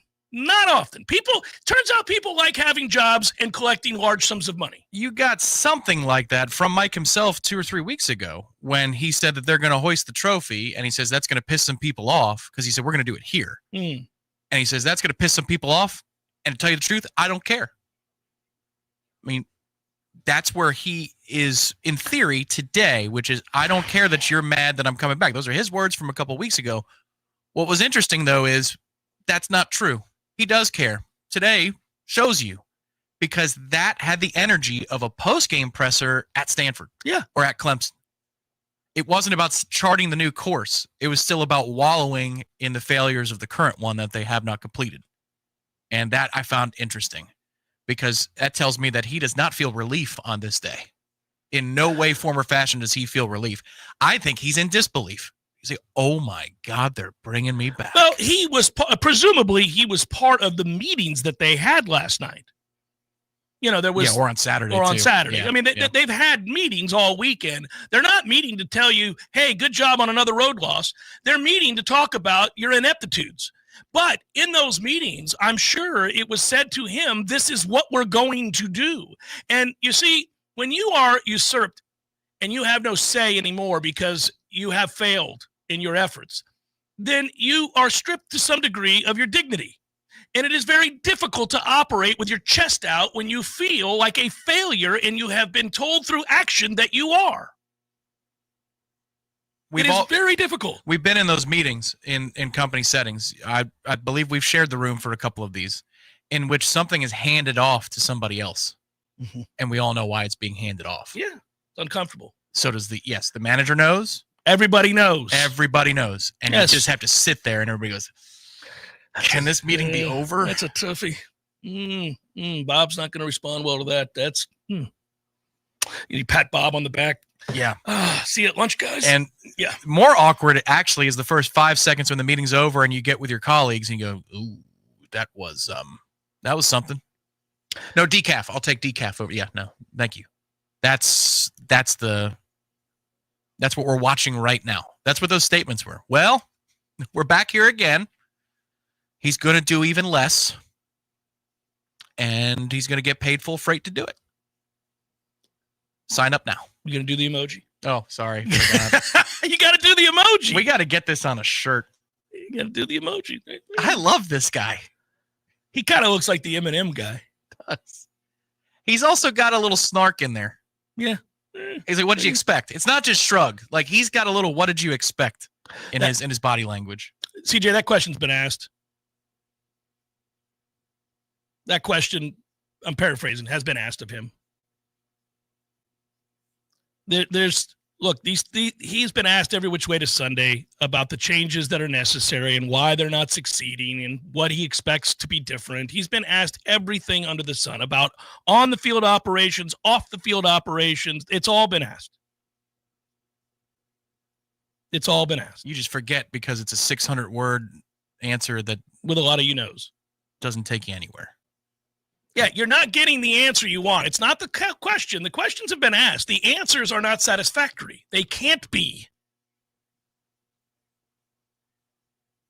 It's frustrating. This is the whole thing with the media availability with a losing coach. He can't undo what is driving you mad. He will not give you an answer that makes the losses go away. He can't say what has to be done, because if he knew it, he would have done it, and we wouldn't be talking about more losses. He got asked a question after this game about the road woes and why these things continue to happen, and he said, and I'm paraphrasing, if I knew, I would have corrected it, and we wouldn't have continued to have this happen. That was asked after the game. He answered it that way. Again, I'm paraphrasing. It's not word for word, but that's what he said. If I knew, I would have changed it. I would have corrected it. Which short answer is what does that mean? I don't know. Clearly. Could have held up a placard with this guy on the placard. Good question. Yeah, it just makes me want to throw things. It's, again. You know how Jameis has prayed to the Lord to deliver him from pick sixes? Pick sixes. I am praying to the Lord that I can fix these road woes. I can't do it. Deliver me, Lord. I can't do it. Deliver me, Lord, from these road losses. I was not watching when it happened, meaning the feed, your feed, the Warchant watch-along feed. I had ducked out after the first quarter. But when the ball went off the helmet and magically rocketed back to the punter who punted it, did you start laughing? A little bit. I that was my first F-bomb of the night, was as it happened, because I was able to see it, and I called the play in real time as though I was in a booth, because I just couldn't believe what I was seeing. Oh, it was unbelievable. That it went off his effing helmet. Oh, but it didn't just go off of his helmet. It rocketed. Sure did. 40 yards back that way. Yeah. It's unbelievable. That was a very inflated football. Yeah. I thought that only happens in Raleigh. Of course. Yeah. Yeah, I mean, look, the reason they lose every week on the road, Mike's done a terrible job. Got it. But that kind of stuff only happens in Raleigh. That is ridiculous. I think when Edwin dropped the pick is when I started laughing. I was incredulous, not even angry, but just sorting out who can you blame? And then you realize nobody, because the punt went 40 feet or 50 feet. Yeah. And so No, therefore, that's I was- not on Squirrel again. Like, you can't peter that thing. That is Yeah. the punt was petered. Not No. It's not his responsibility to get up there. So you're just like trying to sort through who's to blame, and the answer on that play is nobody. Well, there's three massive special teams blunders in this game, and that is why I posted the quote from Mike Norvell from his introductory press conference about how great they were going to be on special teams, and they're a laughingstock on special teams. And how are you not prepared every week when you're on the road? That's why you get these delay of games and these ridiculous penalties and too many men on the field. It's just ridiculous. So we have plenty of tangible things to complain about, but the ball rocketing off of somebody's helmet is just the most unlucky thing in the history of football. That's just dumb. It is the most night game NC State thing crazy. ever. And if it wasn't in that setting, and you described it to me, I wouldn't believe it. But anything is possible in that building when it pertains to us. It's anything. We're KG. I mean, really. There's a part of me that, like, whoever the next coach is, whenever that happens, right? When he comes in and he looks at Florida State's history, he's probably going to know a lot of it off the top of his head, but he's going to go back and really dig in deep, the meat and potatoes of this thing, right? When he does and he sees the 17 losses to NC State, I hope he makes it his priority, like secretly, to beat NC State by 100 at some point in his career. Like, just like, guys, I don't know what we're going to accomplish around here, but I'll tell you something right now. I'm going to scheme up for that NC State game for 6 weeks. They're not going to know what hit them. We're going to beat that ass 87-7, and I'm going to throw in the fourth quarter up 80. We are going to deliver. We are going to exercise the demons. We are going to end this nonsense in Raleigh once and for all. We will be the Lord that Jameis prayed for pick sixes. We are going to deliver such a beating that their coach gets fired for having been on the wrong end of that kind of embarrassment. We've gotten one break in my lifetime in that building, and it was when Francois threw a clear game-ending interception in 16, and it was dropped. And we ended up winning. I think Nooney might have caught the actual touchdown right after. Yeah. Like, that's it. Now, it's unbelievable. They have given us gifts that we didn't take. No. See Mastromano a couple years ago. Sure. Yeah. He had the opportunity to run for about 60 yards, and he decided to punt beyond the line. Like, there have been some moments where we had chances. We dropped the interception in 12, Ty Jones. I mean, we all know all these moments. But the special teams thing, I reached my zenith of anger maybe last year with the punt return stuff. Like, Squirrel is better at catching it. I know what just happened. Squirrel is better at catching it than most of the guys that we've had. But deciding when to fair catch, when to run away from the ball like it's a grenade, it has been the worst in the country. That there is no equivocation. It has been the worst in the country in his tenure.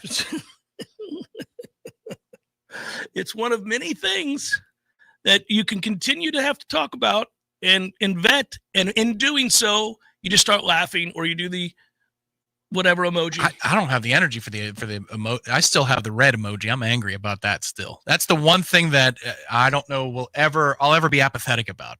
It's crazy. Like, even in the first half, you've got Squirrel running up to catch one near midfield, and you've got 10 yards in front of you, and you're waving like a scared child. That is all coaching, because it's been across the board. These guys have done this. Yeah, no, it's broken. It's clearly broken. And, that's been brought up before. Ira brought it up one time when we were talking, and we're going to talk to him next, but he's brought up before that he thinks that there's something psychologically that's been broken for them, and when it comes to special teams. Like, they got it's not a technical thing. It's not like, oh, hey, here, if this happens, then you do this. It's more between the ears because of the way that they're talking about this and pressing. It's because they spend too much time on it. They spend way too much time on it. The approach should be way too much time on it. Okay, so that's going to be in the air. You're going to catch that, right? That's it. In theory, you got that, right? Okay, good. Now, on to the next thing. Now, we're going to 11-11. Yeah, let's go. Agreed. Yeah, we're this is what it is. Yak, put the super soaker down. I swear to God, I don't want to see that. I can't see it again, guys. Ball's in the air, you catch it. Everybody got it? Cool. If there's a little bit of room, run with it. If I see that super soaker again, you're fired. Put it away.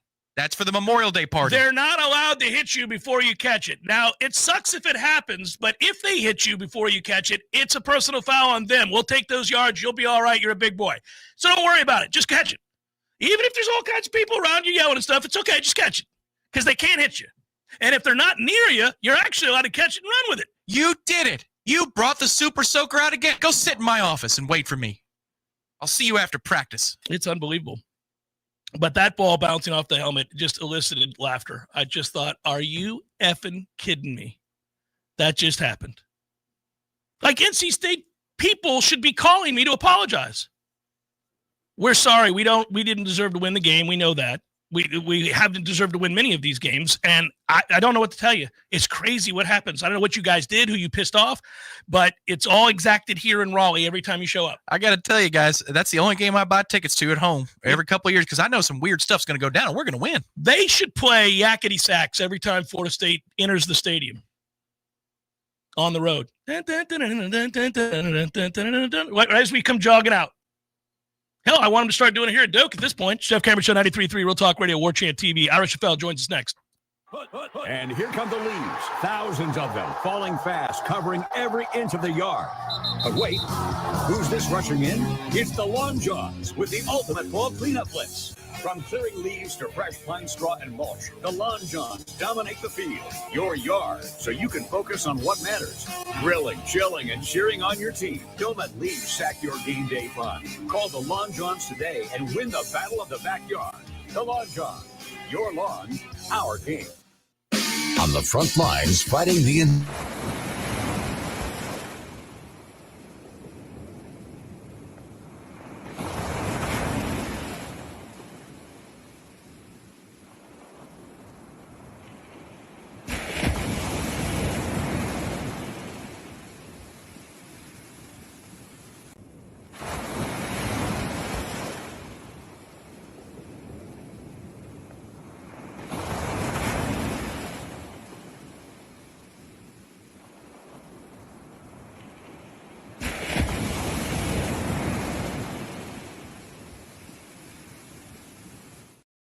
We fix those darn leaks. Call 850-766-1340. T-Spark Enterprises, roofing and construction services. T-Spark Construction.com. License number CCC 1331204. Welcome to Fenn Chiropractic. What in the world happened to you? Well, it was Thanksgiving, and it started out normal. We had deep-fried turkey, lukewarm beer, and a political debate that escalated into a deviled egg fight. Then Cousin Darryl said the Dolphins are going to win the Super Bowl. And boom, there's folding chairs flying. Somebody tried to suplex Uncle Roy right through the buffet table. Oh, my Lord. Then Grandma pulled out her old wrestling belt and said, let's settle this in the yard. That's when Hank stepped in. Hanky Panky, my emotional support alligator. He tail whipped the potato salad in the neighbor's yard and stared down my brother-in-law to stop the yelling, and then he calmly slid into the hot tub like nothing happened. So, how did you get hurt? I got hurt when I tried to high-five Hank. I slipped on a gravy boat and I landed on the lawn gnome. Family drama, holiday injuries, or gator-related back pain? Get adjusted at Fenn Chiropractic. Visit fennchiro.com. That's FENNCHIRO.com. Just like family, your chiropractor loves you and there ain't nothing you can do about it. Hey, it's Shannon Young with Cross Country Mortgage. If you work hard to serve our community, whether you're a teacher, a nurse, firefighter, police officer, or first responder, or even a city or county employee, I've got some great news for you. Florida's Hometown Heroes program can help you buy a home with down payment and closing cost assistance up to $35,000, depending on where you live and work. It's a way to say thank you to the people that keep Florida running. And I'm proud to help local heroes take advantage of it every day. Don't assume you don't qualify. Let's find out together. I'll walk you through the process, show you how to combine these benefits with the right mortgage plan, and help you make that dream of homeownership a reality. Let's get started. You can reach me at 954-369-6171. That's 954-369-6171. I'm Shannon Young with Cross Country Mortgage, helping our hometown heroes find their way home.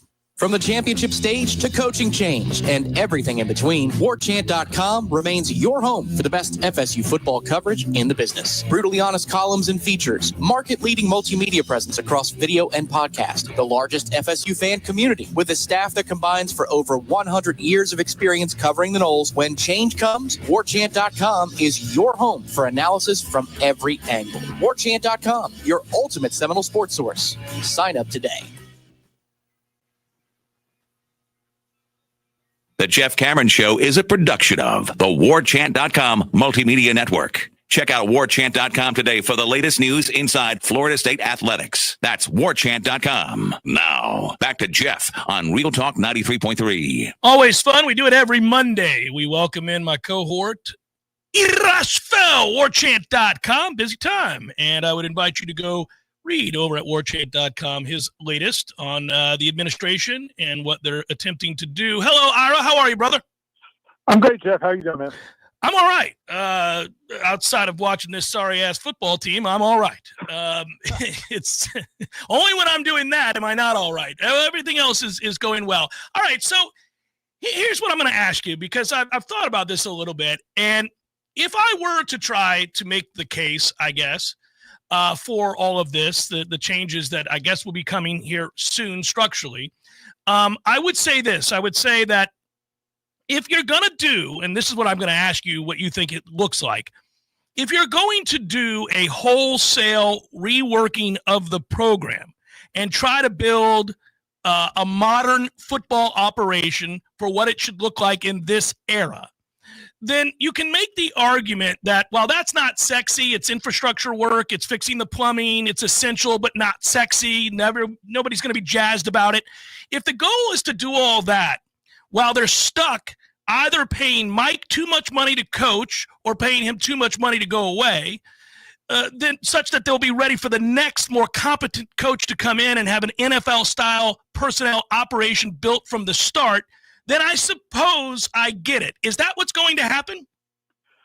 I mean, I think that's the direction they're going. Now, whether or not they can pull it off, we'll have to see. But I do think, to me, I think the three or four things are happening at once. One, beyond the performance being poor. I think the reality of the buyout is evident. I think everybody realizes that the money that's at play there. I think the way the market looks in terms of what coaches are going to be available and what proven head coaches you'd be able to get with low risk and like what's the return on those coaches, I think that's a factor. I think the belief that Mike Norvell, that there is still value in him as a head coach. Now you can argue that that's false. I do think that's part of it. I think if they were convinced he's the reason they're struggling and he's the problem, I think that they may go in a different direction. I don't think they do. I think they believe that there's still positives to him as a head coach. And then when you talk about the fact that they do need to make these changes anyway, and they believe that that's part of the problem, then I think they say, you know what, let's try to do all of this right now. And then if it doesn't work with Mike Norvell, and if we're wrong about him, and in a year or two, and whenever it is, and we decide, okay, he's the problem, then at least you're better position from an overall standpoint. So I think it's a bunch of things I think happening at one time. But yeah, ultimately I think that is part of it. They do realize that you need to go in a different direction in college football. And I'm with them on that, man. We've talked about that before. I mean, whether it was Mike Norvell or somebody else, I'm most happy to hear that they're at least going to try to do that. What's the timeline on this as you understand it? Have they been forthcoming, the people you speak with, about this infrastructure work and the changing of how the program operates? No, I don't have a timeline at all. In fact, I still don't, and I mentioned in my column, I'm still not clear on who is going to make all these decisions, and again, I trust Peter Collins greatly. I think the guy is super smart. He's built businesses. I have very high confidence in him, but he's not going to be the one doing this. Is Michael Offer going to do that? Or are they going to bring a general manager to do all that? I don't think there's a clear answer on that. But I do. And the other part of it is, and I asked Norvell about it today, and he didn't give a great answer, I didn't think, but just, is there a consensus on what needs to be fixed? Do they even have that as a starting point? Did they even discuss with him, okay, do you agree with us that these are the problems? Or is that a fight down the road? Now that you've agreed to this, is there a chance he's going to say, well, no, I want to stand by this, or I want to stand by that? And I don't think this is is that ironed out? I don't know. And it's not because people have refused to give me those answers. I just haven't had a chance to really dig deep into a lot of those questions. I had basically a lot of texts with people yesterday, so I haven't had a lot of conversations, but that's one of my biggest questions is, who's going to be making these decisions? Who's going to be doing the hirings and the firings? And then, as you said, what's the timeline look like? But yeah, as far as signing day next week, clearly it's not going to be in place for any of that.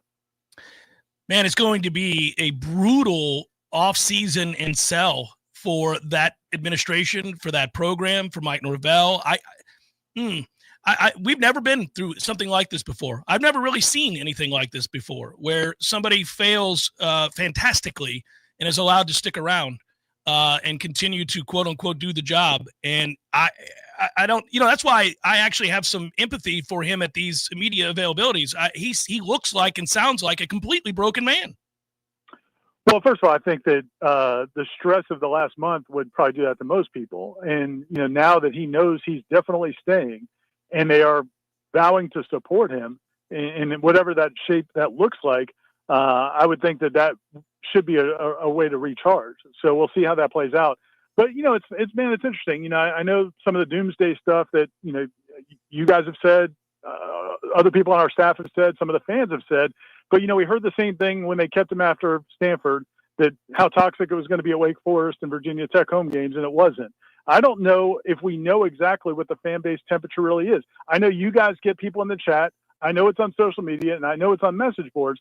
I also know the stadiums have been pretty full. And from talking to people that, and maybe I'm getting gaslit, but I've been told by some people in the administration that when it gets to the highest level of donors, a strong percentage of those were in favor of keeping Mike Norvell and not paying him off to go away.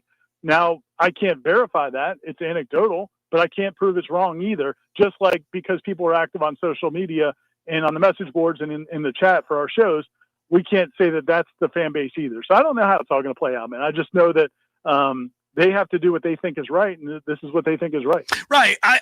But we do know that no fan base supports in perpetuity losing. Sure. So, it just stands to reason that's not going to continue. This is year one where they've asked everybody to invest major amounts of money to upgrade and keep their tickets because of the renovations. I think that they got bailed out a little bit because of that. I think each week that goes by and year that goes by where this program is at the bottom of the ACC, it would stand to reason that people will stop coming.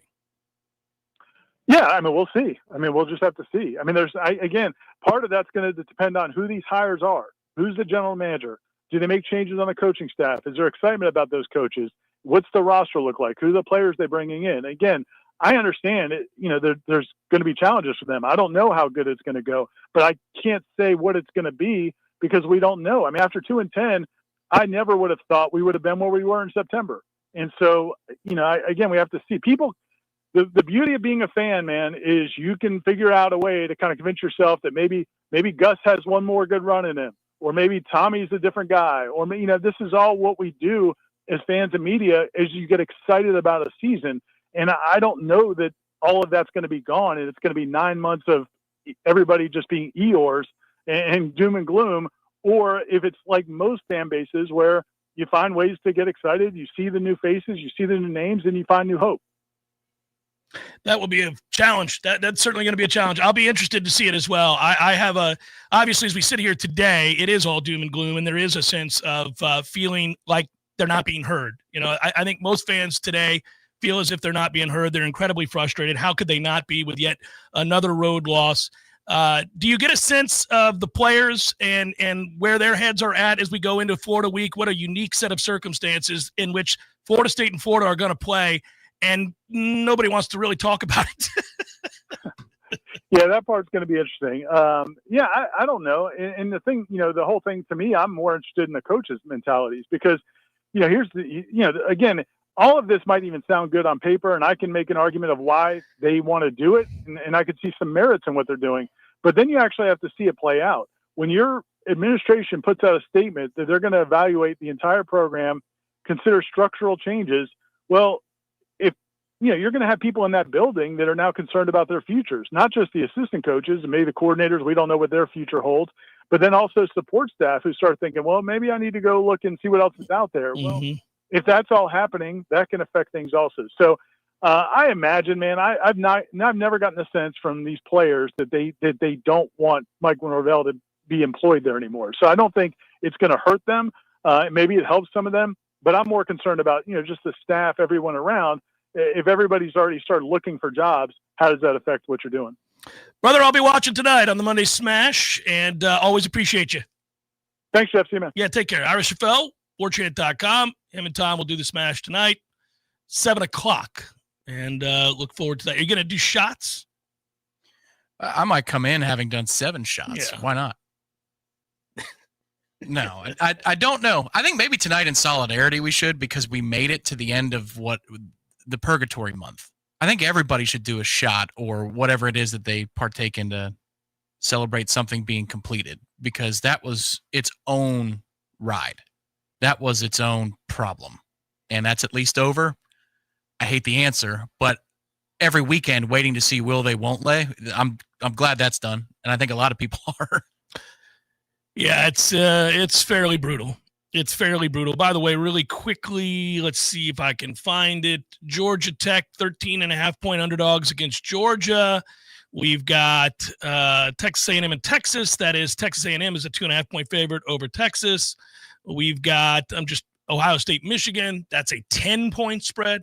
Looking at rivalry week. That's all I'm doing here. Take a little sneak peek at rivalry week. And where is Florida State? 4:30 game? 4:30. I think we're 2.5-point dogs. I think. That is... they tried to sneak in a 6 to 8 p.m. start. ESPN.com over the weekend had 3:30, 4:30, or 6 to 8 p.m. Glad they didn't opt for that. 1.5 currently at DraftKings. Oh. Florida is a 1.5 favorite. Okay, it's moving towards the Noles. 3-win Florida team is favored over Florida State. 3 wins. Favored over Florida State. It's a toughie. Then again, it took Vegas all year long. And they finally went, Florida State's on the road. We cannot favor them anymore, guys. We're taking a bath every week. You can't have Florida State as a favorite. It's Jeff Cameron Show, 93.3 Real Talk Radio, Warchant TV. Your local news now. One man is dead and 2 others are injured after a multi-vehicle pileup on U.S. Highway 90 in Gadsden County. Troopers say a 37-year-old man from Quincy was driving a sedan on the inside westbound lane. However, he was driving the wrong way and the front of a sedan struck the front of a pickup truck driven by a 44-year-old Tallahassee man. The back of the pickup truck was then hit by a sedan that was driving behind it. After the collision, the initial sedan and pickup truck stopped in the road and blocked U.S. Highway 90 for a time. The third vehicle traveled off the road and into the wood line facing north of U.S. Highway 90. A 44-year-old Quincy woman was driving the third vehicle in the pileup and had minor injuries. The Tallahassee man driving the pickup truck had serious injuries, and the Quincy man in the sedan who was driving the wrong direction was pronounced deceased at the scene. There were no passengers in any of the vehicles. This is Rachel Lene with your Real Talk 93.3 Local News Update. Brought to you by Macklemore Systems, Tallahassee's go-to Mac store. Check them out online at MacklemoreSystems.com. This is meteorologist Paul Trombley with your Real Talk 93.3 weather update. Sunshine mixed with clouds at times this afternoon. Daytime highs approaching 79. South winds 5 to 10 miles per hour. Partly cloudy skies tonight. Lows level off around 60. 80 tomorrow. Partly cloudy. High of 78 Wednesday with storms likely. 64. Lots of sunshine Thursday. This report is brought to you by the Lawn Johns. For all your landscaping and lawn care needs, visit thelawnjohns.com. Currently, it's 73 degrees. Do you know if you live in a hurricane evacuation zone? You can find out right now by entering your address at FloridaMakeAPlan.com. If you're in an evacuation area, a mobile home, or somewhere that floods easily, you're going to need to be able to get out if an evacuation order is issued. Also, know your home. Can it withstand strong winds and heavy rain? Understanding your risk now helps you make the right decisions when the storm approaches. Know your zone, know your home. Visit FloridaMakeAPlan.com today. This message is sponsored by the Florida Division of Emergency Management and the Florida Association of Broadcasters. Hey, Jeff, what's up, buddy? I was just thinking, they never tell you that when you grow up, one of the things that you'll miss are the games that you created with your friends in the neighborhood. Wow, good days. So I would have my buddy come over, and then we'd make up these games that were kind of like a hodgepodge of every game that you've ever played. Kind of like the bikes we built. Correct. Yes. And it's a grand experiment. In the beginning, nobody knows how to play the game, and you argue about what the rules are going to be. And in the end, everybody knows how to play the game. By the end of that summer, you know the rules, the neighborhood know the rules, and you play that game like it's the greatest game ever played. But they still try to break the rules, right? Oh, if you ain't cheating, you ain't trying. But at the end, Eddie, you're never going to play it again, and you'll think about it the rest of your life. And the best game you ever played was that game. Never been a better one. Hey, you want to have a Gordo Smash, Jeff? I do. I'd like that. Gordo's, bringing the flavor and flair of Cuban food to Tallahassee since 1996. The Jeff Cameron Show is a production of the Warchant.com Multimedia Network. Check out Warchant.com today for the latest news inside Florida State athletics. That's Warchant.com. Now, back to Jeff on Real Talk 93.3. You know, the idea that we're moving towards an era where coaches will be more commodified products, less the center of gravity for the program, if you will. A low-profile nuts and bolts guy coming in for $1.5 million, surrounding him with talent as deemed and assessed by a GM and scouts, and not having, 8-9 year on the book that you have to pay when that person fails, none of that nonsense. If we can get to that, that'd be great. I want to reflect many moons from now and say we were on the air when all this started. This idea of having an NFL front office to catch up with the times. And even though we had to swallow a bitter pill and keep Mike around while the process was happening and being ready for the next guy to come in who will be competent unlike him, then we had to do it, And I sucks because you're asking people to go on a multi-pronged thing and a multi-year sort of deal. But yeah.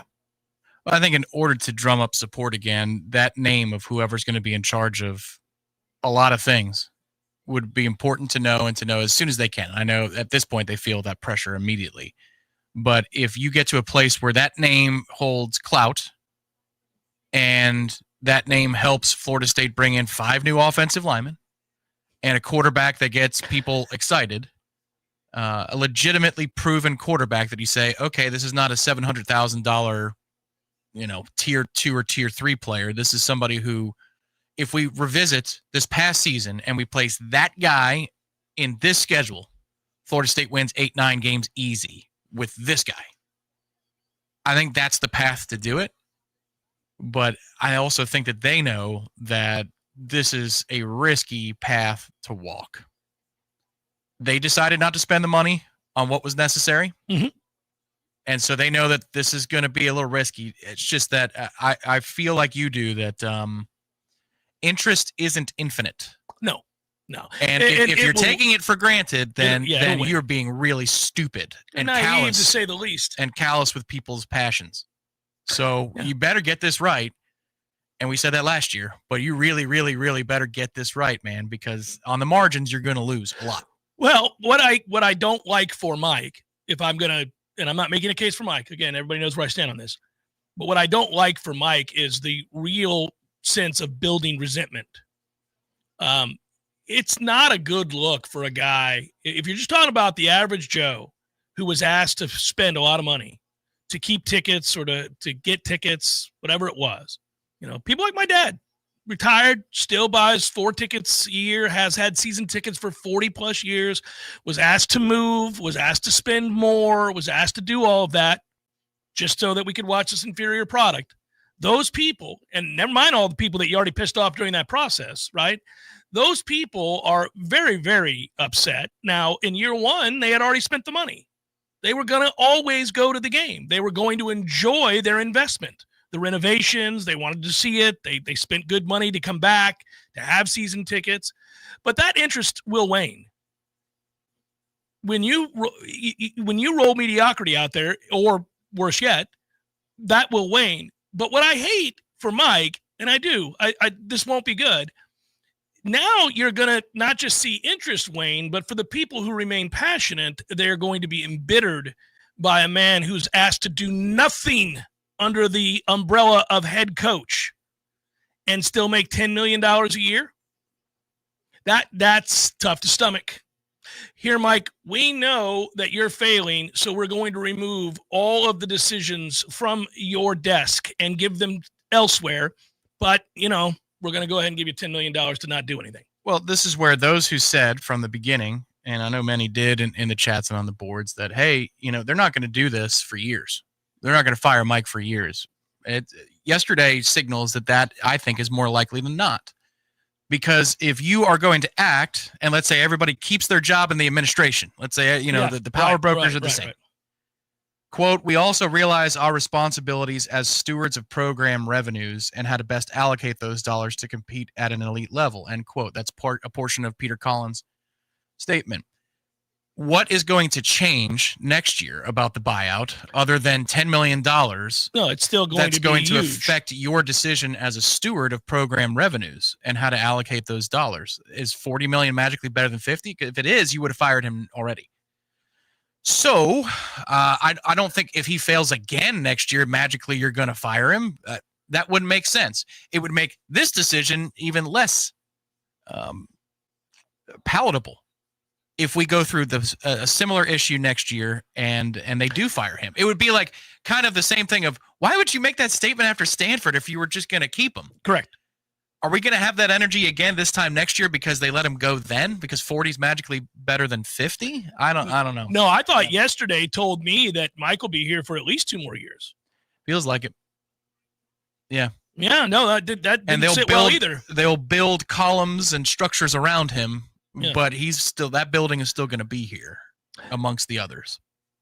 I think this is going to be, Ira just got done saying he doesn't know if they can pull it off. He knows what he thinks he knows what they're going to try to do, but he doesn't know if they can pull it off. Well, he's right to say that, because I'll tell you what, I know there are people out there who think that you just pay a kid to come somewhere or pay a coach to come somewhere because it's Florida State and they'll do it. No.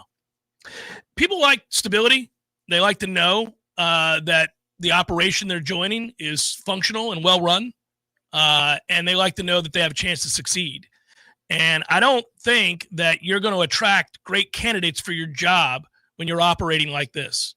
This is an unstable situation, and you're going to ask assistant coaches who already have a job to come here and join the fun? Sure, I'll uproot my family and move to Tallahassee with no real guarantees. And what you'll say is, no, they'll make that a multi-year deal. They'll dish out more money to people in order to get them to come here and give them 3 and 4 year guarantees so that if it does fall apart around them, they'll get their. Well, then how are you being fiscally responsible? No, I agree. I think this decision is closer to $9 million annually than it is $100 million total. Right. Because it is going to be broken out over time. You don't have to stroke that immediate amount. No. And I'm not entirely sure how many of these coordinators are going to stay. Now, you could be playing chicken with them, but it's not like you owe the lump sum immediately. This is the same kind of conversation that we had relative to the lawsuit and relative to exit fees and relative to all those things about finding enough money to pay an exit fee. The ACC would get cut a check of 9 figures, but then there's also, if it's 700, could you negotiate that down to a certain amount? That was then, and we were talking about, well, they probably can schedule those payments out. Right now, what's frustrating to me is, you're right, you're going to have to be spending tens of millions to take this half measure. Yeah.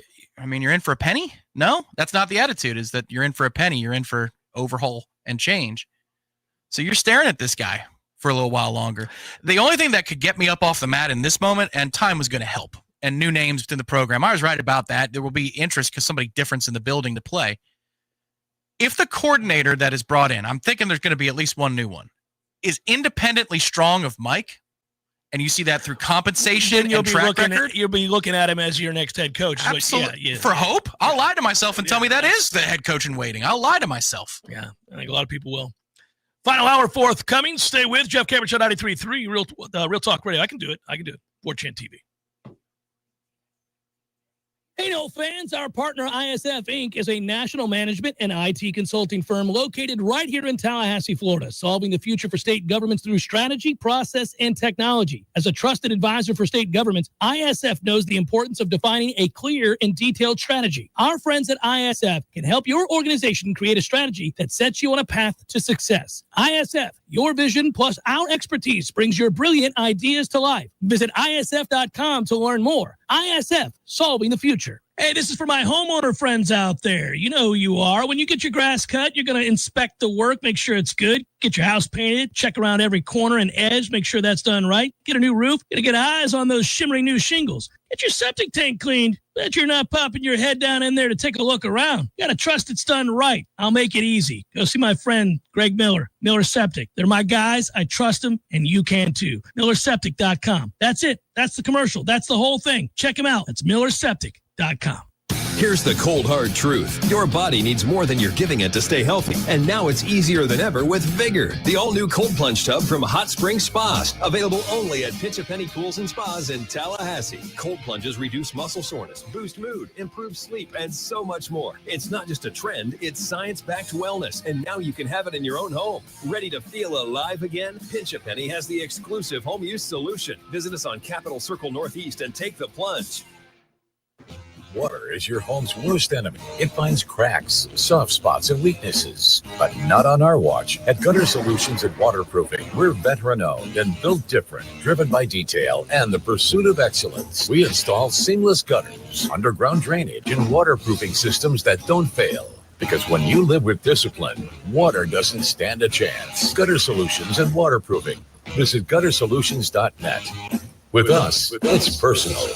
A roof isn't decoration. It's your home's first line of defense. At GSWP Roofing, we treat every build like it's mission critical. We're GAF Master Elite certified, led by a former Marine, and we don't cut corners. We execute with discipline, precision, and materials that hold the line. Storm after storm, year after year. Repairs, replacements, full installs. This is roofing done by the book. No excuses, no shortcuts. GSWP Roofing. Online at gswproofing.com. With us, you're covered. License number CCC 1335048.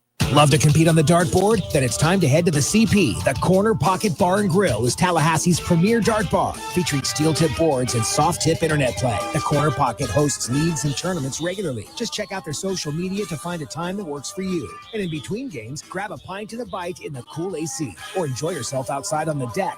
Whether you want to catch a game or start one of your own, the place to be is the Corner Pocket Bar and Grill, 2475 Appalachian Parkway. Tallahassee loves the Corner Pocket.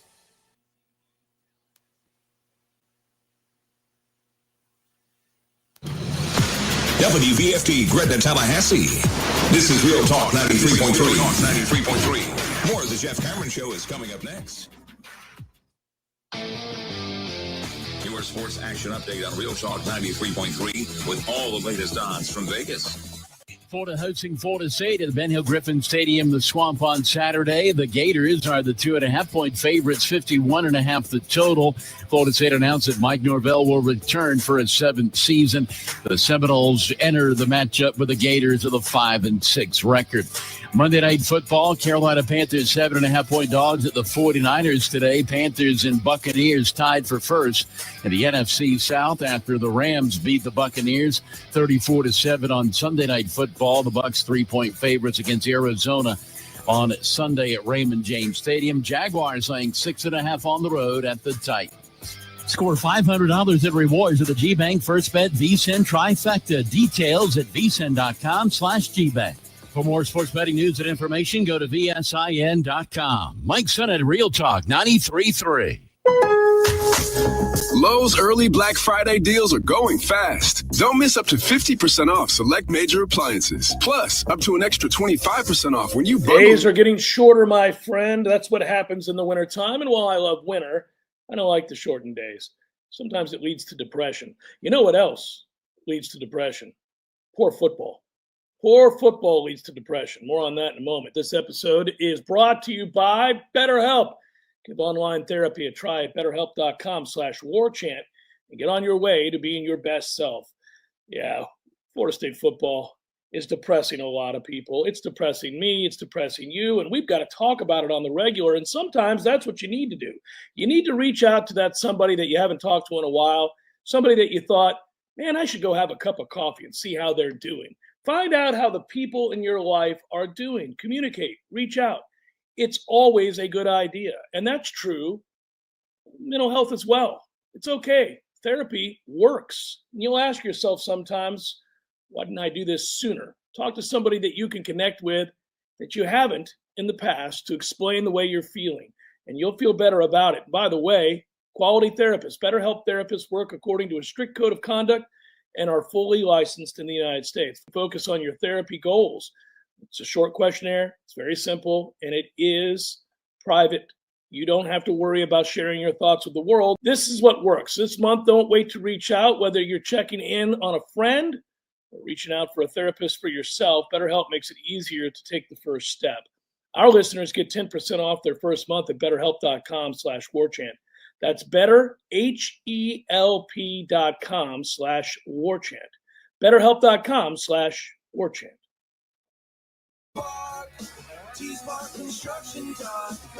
License number CCC 1331204.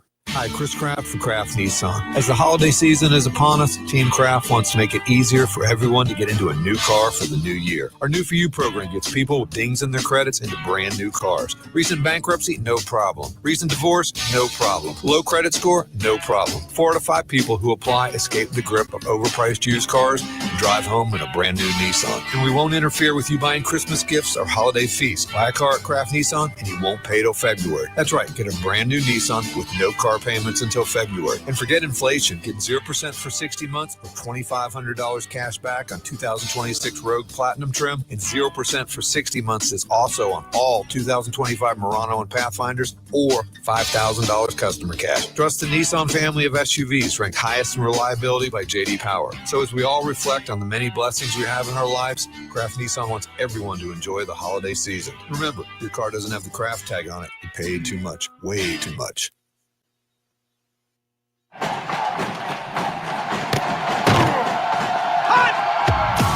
Broadcasting live from Florida's capital city, this is the Jeff Cameron Show, brought to you by Orange Theory Fitness on Real Talk 93.3. Now, stop what you're doing and listen closely. It's time for the Jeff Cameron Show in 5, 4, 3, 2, 1.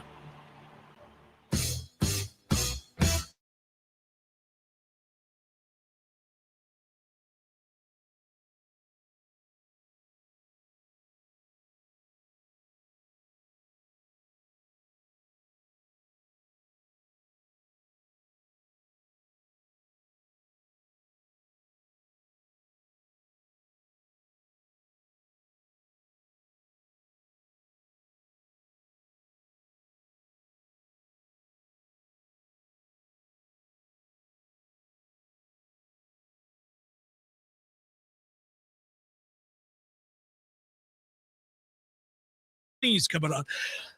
Is that right? Well, here's the good news. There you go, buddy. I knew it was happening. You nailed it. I gave you the warning. There was a little window there. That's all the Tampa Bay Lightning need to win 10 out of 14 games, buddy. Let's go. Hey. Let's go. Be the Thunder. Yeah. Well, I'm turning my attention that way these days. There, along with Florida State basketball and soon baseball. That's where I'm going. Long way from here. Getting away from this football cesspool of suck. Can't wait for that to be done. Damn it, man. You know, I'll tell you guys this. Tom chuckled, and I think he entertained it for a moment, but then advised against it. Uh-oh. Back to solo cam for you. I thought about coming on the air today and not talking about Florida State football. I figured they didn't want to be taken seriously by their actions, and therefore I would oblige and not discuss an unseriousness that is Florida State football. We would just go to the programs that do care and talk about them, and then talk about the NFL and talk about other things, and not once mention Florida State football. Not one time. That was the crux of the show today. And I wouldn't even draw attention to the fact that I wasn't talking about Florida State. I just wouldn't for 3 hours. And Tom said, yeah, I get it, but no. You shouldn't do that, Jeff. I think if they didn't make a statement over the weekend, it would have been perfectly appropriate. But because yesterday happened at that point, you kind of have to address it. You kind of have to talk about it. On that front, by the way, I did not begin the show with the statement, and it occurs to me that there are people not on the email list from Florida State's athletic department the way that we are, and maybe they didn't hear the statement. So here it is, and I'll do my best to get through it quickly, because you don't need a 5-paragraph statement to bring a guy back. But since they're not on the same page and everybody feels like they have to have a say, then you come up with a 5-paragraph reason for why Mike Norvell is coming back, or explanation for why Mike Norvell is coming back. Florida State University today announced that Mike Norvell is being retained as head football coach. With support from FSU leadership, Norvell has pledged to institute fundamental changes in specific areas to improve performance to meet FSU's championship standard. Want to vet that opening statement? So what was he doing at the end of last year? I thought we did the whole fundamental changes thing at the end of 2-10. It is almost impossible to go 2-10. And they barely won the 2 that they did. I mean, the one Power 4 game that they beat Cal, it was only because Cal missed a bunch of field goals. Like that, let that resonate a little bit. Again, that team basically won one game. That's pretty amazing. And what it did was constitute a reason for a thorough vetting of the football program. So we were told. And changes would be forthcoming. And they were. And here we are again. It's interesting. You read that first sentence, and I said, who said that? Oh, because I had looked at the quote blocks yesterday. I usually dismiss the first graph, but that's actually kind of important. Florida State University today announced that Mike Norvell is being retained as head football coach. Yeah. With support from FSU leadership, Norvell has pledged to institute fundamental changes in specific areas to improve performance to meet FSU's championship standard. Yeah, so fundamental changes that's the key multi-word term that we're looking at, and he's pledged to do that. So you can expect fundamental changes in the offseason. That's a lot. There's a lot that when you define what does fundamental change mean? Outside of him leaving, you're setting a number pretty high. Yes, that's what I take fundamental changes to mean. Forming a necessary base or core of central importance, a primary rule or principle on which something is based. That can't just be front office. That has to be coaching as well. Yeah. It's got to be a whole lot. They don't recruit, Tom. They don't recruit very well. It'd be wise to find some guys who do. You think the conversation in those meetings over the weekend was, now we were serious last year, but I want you to know we're really serious this time, buddy. Look at me. Yeah. There might be real consequences next year if we have to have this conversation. Do I get to keep making $10 million? I do? Cool. Talk away. I do this all night. Now, next year, I might actually have to fire you. So next year, but not this year? Cool. While we're not replacing you this year, can you work with us? Can you do less? FSU Board of Trustees Chairman Peter Collins, Vice President and Director of Athletics Michael Alford, and I are in complete agreement that changes are needed for our program to improve, said Dr. Richard McCullough, FSU President. Coach Norvell embraces our support in that process. What else is he going to do? To hell with your support. I'm tired of all this support. Stop supporting me. Get away. I don't need your help.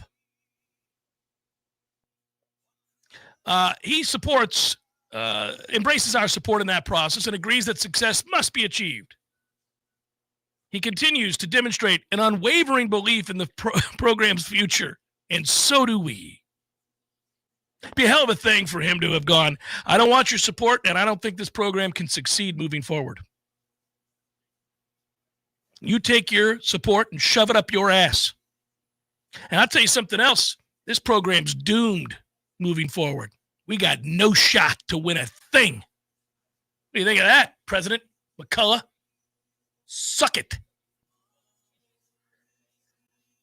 This decision reflects a unified commitment to competing in the rapidly evolving landscape of college football while maintaining continuity within the program.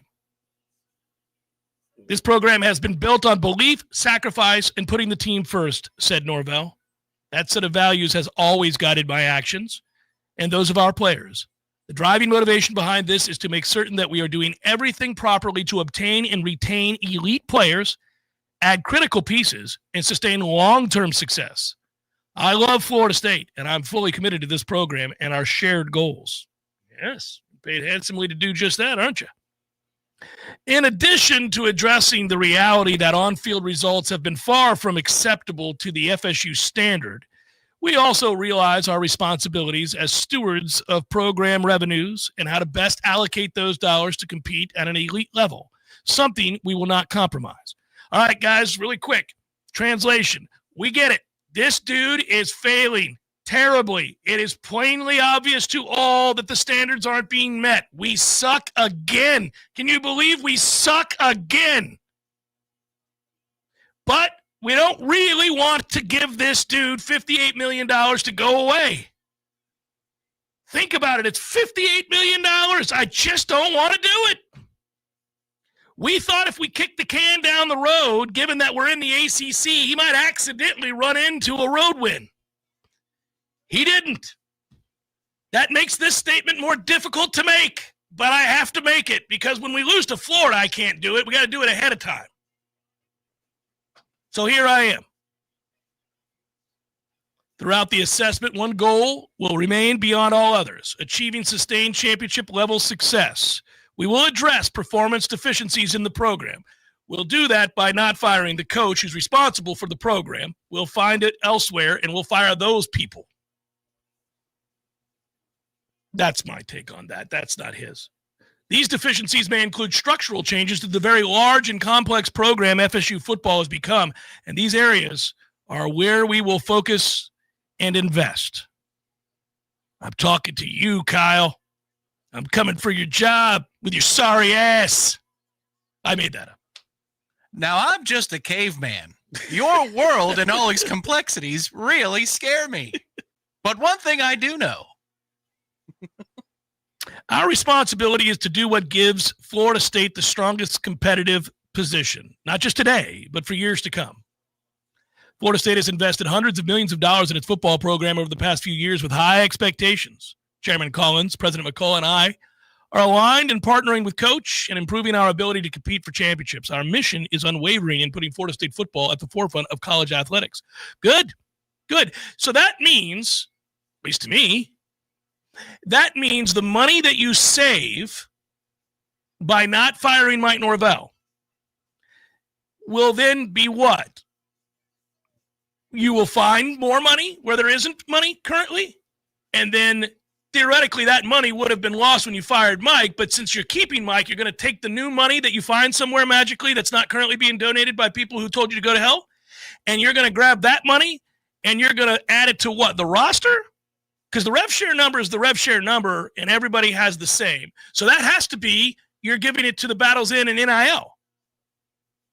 But there are rules according to the NCAA and ones that the athletic director believes should be adhered to. Are you telling me that he has to change the way he views NIL? Because I think that he does, and I believe that that is the right answer. And I think that if he doesn't, you should fire him. So now you're telling me you're going to come up with the money that you didn't lose because you saved it by not firing Mike, and you're going to do what? Spend a ton on a roster, because that is the only way you can get people to come here right now, as unstable and unsatisfactory as it is. So you're going to go and spend $3 million or $4 million on a real quarterback. And then you're going to spend what? Another $10 million maybe collectively on an elite offensive line. How about we start there? Go get a real quarterback and spend a ton on your offensive line, and then spend a ton on your defensive line, and let's see what happens. Let's take the massive amount of money that you're apparently saving by not firing Mike Norvell and invest in ways that should be deemed illegal. I want to hear from the NCAA and others about just what a renegade program Florida State has become with its out-of-control spending on its roster. They put Texas Tech to shame. Look what Florida State's doing down there. With all that money they saved on Mike, they decided they were just going to throw gobs of money at the 5 best offensive linemen in the country. And then they did it for the 3 best defensive linemen in the country, and then they grabbed the number 1 free agent quarterback in the portal.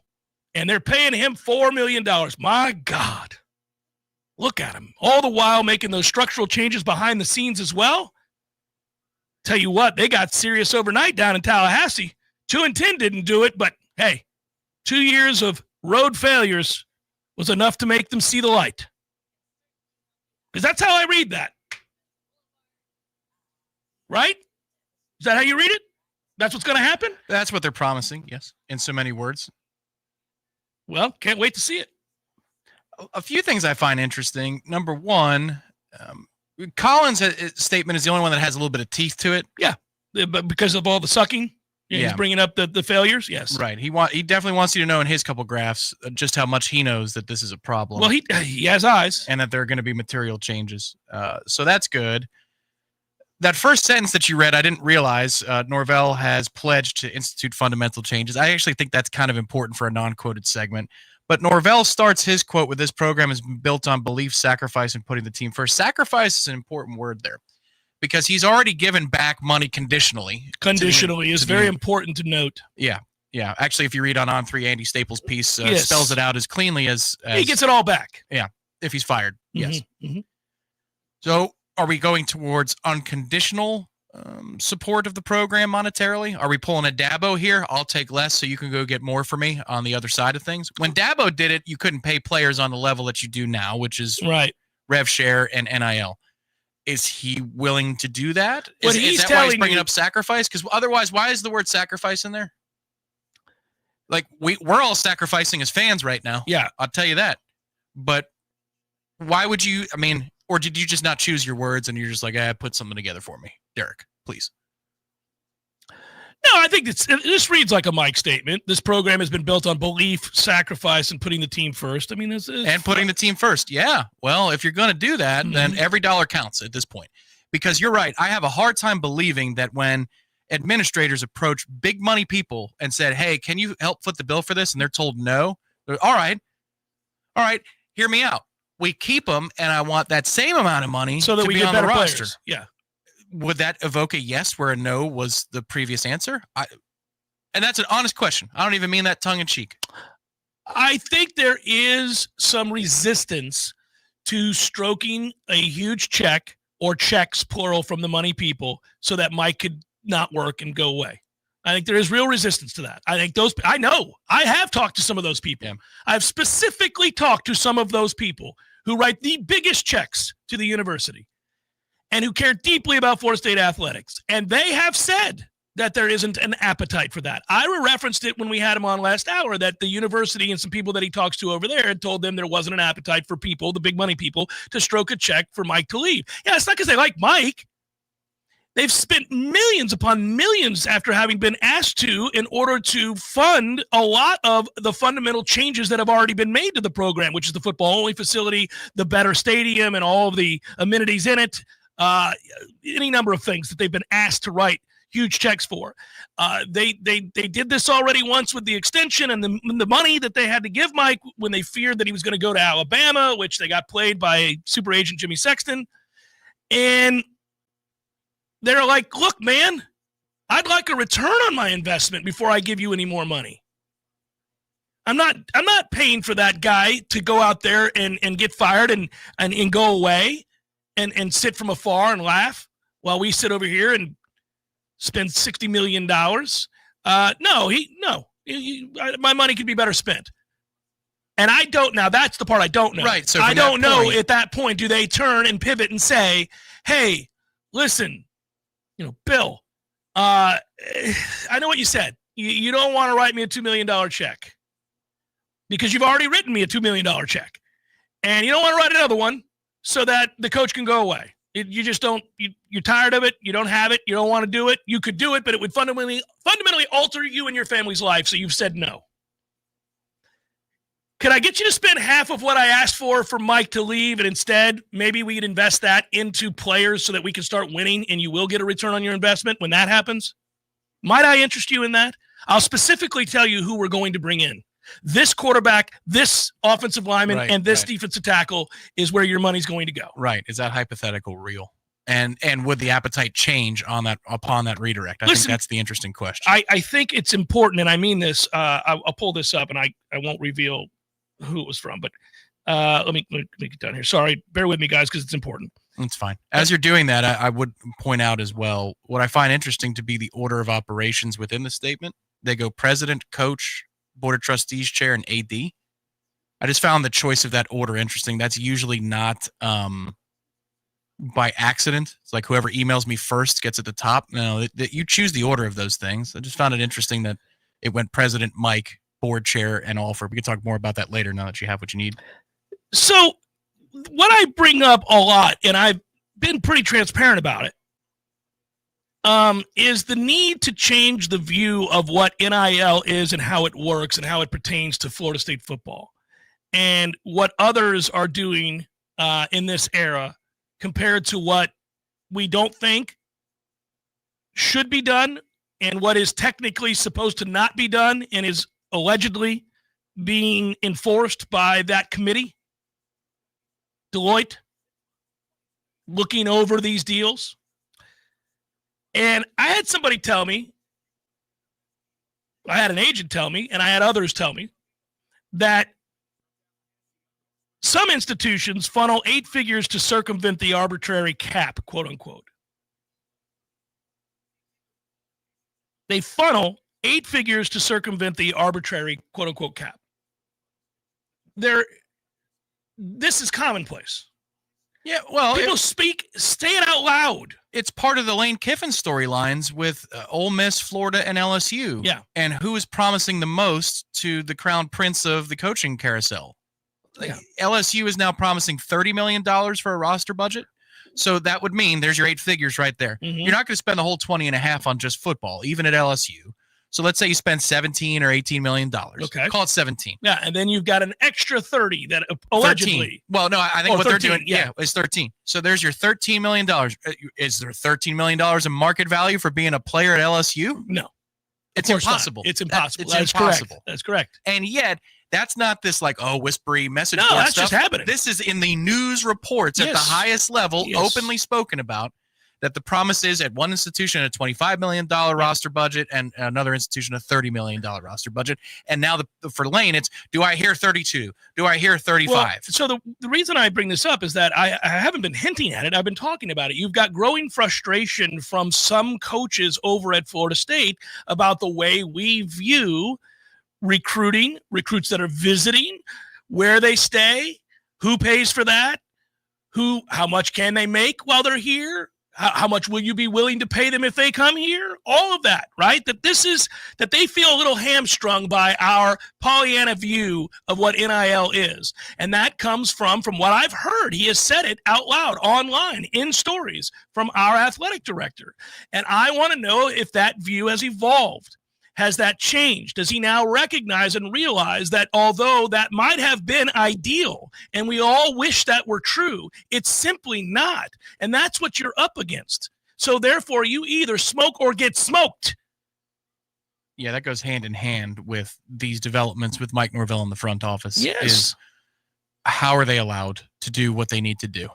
And is the athletic director going to come around to that? Is he going to be made to understand that? And then also the fundamental question that no athletic director wants to answer, but should have to at some point, is how do we get to the 20 and a half? I mean, look, when you've tried to find salary cap stuff on an NFL team, right, or a hockey team, is it on NFL.com? No, but it's widely available to you if people just put the numbers together. Yeah. This is still in the dark in this industry. Yes, well, it's funny. It's funny money. Right. Yeah, they're not broke. And how are we counting up to the 20.5? These are all critical things as it pertains to the football piece of the budget. I mean, this also impacts and it touches all of the sports. And I'm sure it's very much on the minds of all the coaches of all the other sports. Correct. But how are we getting to that cap? And then what are we doing to go over it?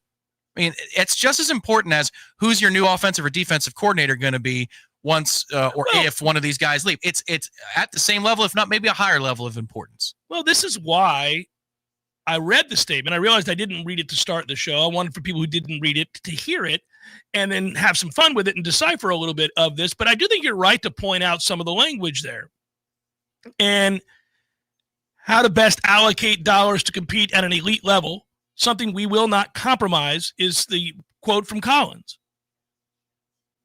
So, good. Yeah, you just did. That's the hard part. Well, and he knows that. And he knows that. He knows they damn well compromised. He knows they that compromised. they had to because they are stewards of the revenues generated by the program or whatever. Yeah. Yeah. Yeah. So, no, I have no doubt that Peter Collins knows this. I mean, he says it. He's recognizing that this is a disaster. He's telling you, look, we know these quote, the reality that on-field results have been far from acceptable. Yes, that is that is definitely true. The on-field results have been abysmal. You're at the bottom of an ass-sorry conference. And that's where, of those three, Collins is always going to be the Knoll favorite because he is a Knoll, and you can tell it grates on him in a way that it doesn't the other two. As much as you want to wear those lapel pins, it'll grate on you from a business standpoint, but it's very different to be somebody it's your school. It's your school. Yeah. It's your school. It hurts you. It's your school, man. You don't just have skin in the game. You got DNA and blood in the game. He loves Florida State. It's obvious. He does. Yes. It's a genuine love. And he's disgusted by what's happened here. Yeah, I don't think it's anything short of that. Well, I don't think these three are on the same page. Which, again, you just take a look at the order of the statement. Yeah, this is when you were pulling up the data. It goes President Norvell, then Chair and AD. Don't you think it would go like President, Chair, AD, Norvell? I find that order of things very strange. I have brought this up before. Or AD first because it's an athletic matter. Why are multiple people making a statement? And why is the president first? It's really not his arena. No, he's an academic. That's his job over there. Yeah, they're doing some things. But I mean, ultimately, the president is in charge of everything that happens underneath him, and he has to stick his head in here and say, guys, yeah, every Saturday I watch these games, and somebody watching this or listening to this could say, yeah, guys, that's small potatoes. Not to that level of person. Like that order of operations and credit and all that stuff matters. Yeah, who's the quote of record? Who's the person of record? I think there was competition in that regard when it came to the ACC lawsuit and the settlement and all that stuff. Yeah, I think there are people that would like credit. It's Jeff Cameron Show, 93.3 Real Talk Radio, Warchant TV. Tired of calling 1-800 numbers just to get put on hold? Flush those numbers down the drain and call Terry West Plumbing and Septic Services, now offering Terry's Toilets, providing clean, reliable porta potties for any job site, special event, or backyard party. Real local people doing real work. No robots, no AI, no call centers. For all your septic services and portable restroom needs, one local call wipes away the competition. Call 850-510-8558. That's 510-8558. Or visit terrywestplumbing.com. When you call, we answer.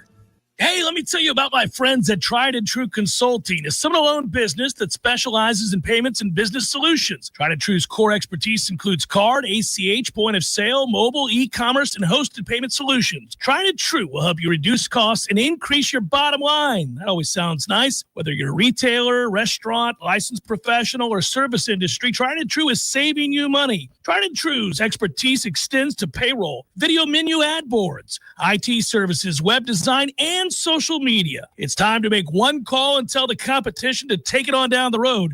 Call Don or Joe today at 844-464-6653. That's 844-464-6653. When you do business with Tried and True, they contribute 10% of the net revenue to the battle's end. So go Tried and True today. Call 844-464-6653.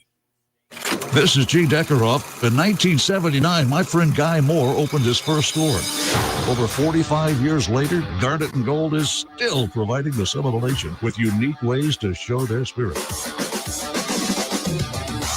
As the last locally owned FSU merchandise source in Tallahassee, we're proud to be a part of the Florida State experience and this community. If you're a Seminole like me, this is your store. Guard it in gold. Go Noles. When I get home from work, I'm ready to relax. So I call Swain Pools and Spas and put my pool in the back. I call Swain Pools and Spas. Now I'm soaking up the fun when I want to. Swain Pools and Spas is your pool and spa everything store. Swain sells them, Swain repairs them, Swain renovates them, Swain services them. Swain even has pool and spa supplies. And they'll test your water too. Nobody, and I mean nobody, knows more about pools and spas than Swain. Almost 40 years of quality, reliability, and service. Look for the big Swain sign on Tharp Street. Call them at 386-7113 or online at swainpools.com.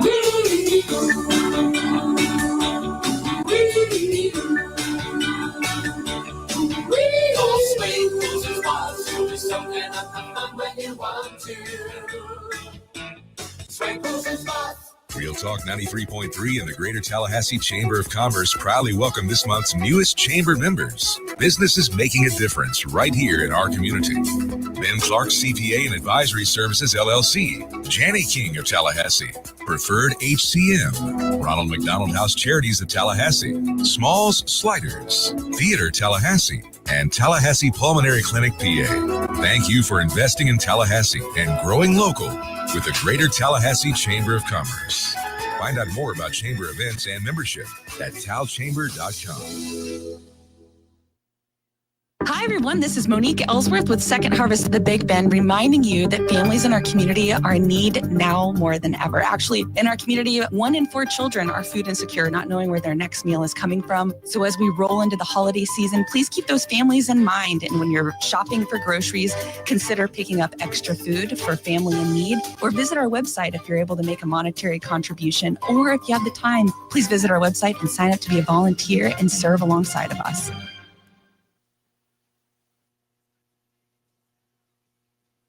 The Jeff Cameron Show is a production of the Warchant.com Multimedia Network. Check out Warchant.com today for the latest news inside Florida State athletics. That's Warchant.com. Now, back to Jeff on Real Talk 93.3. Got some reading to do here. Catch up with the fine folks that have been kind and contributed to today's program. Two-time Brax 89. All the away jerseys for 2026 should have that shrug emoji on them and the helmets. I like it. Running out of the tunnel to that. With that on, to Yakety Sax. And then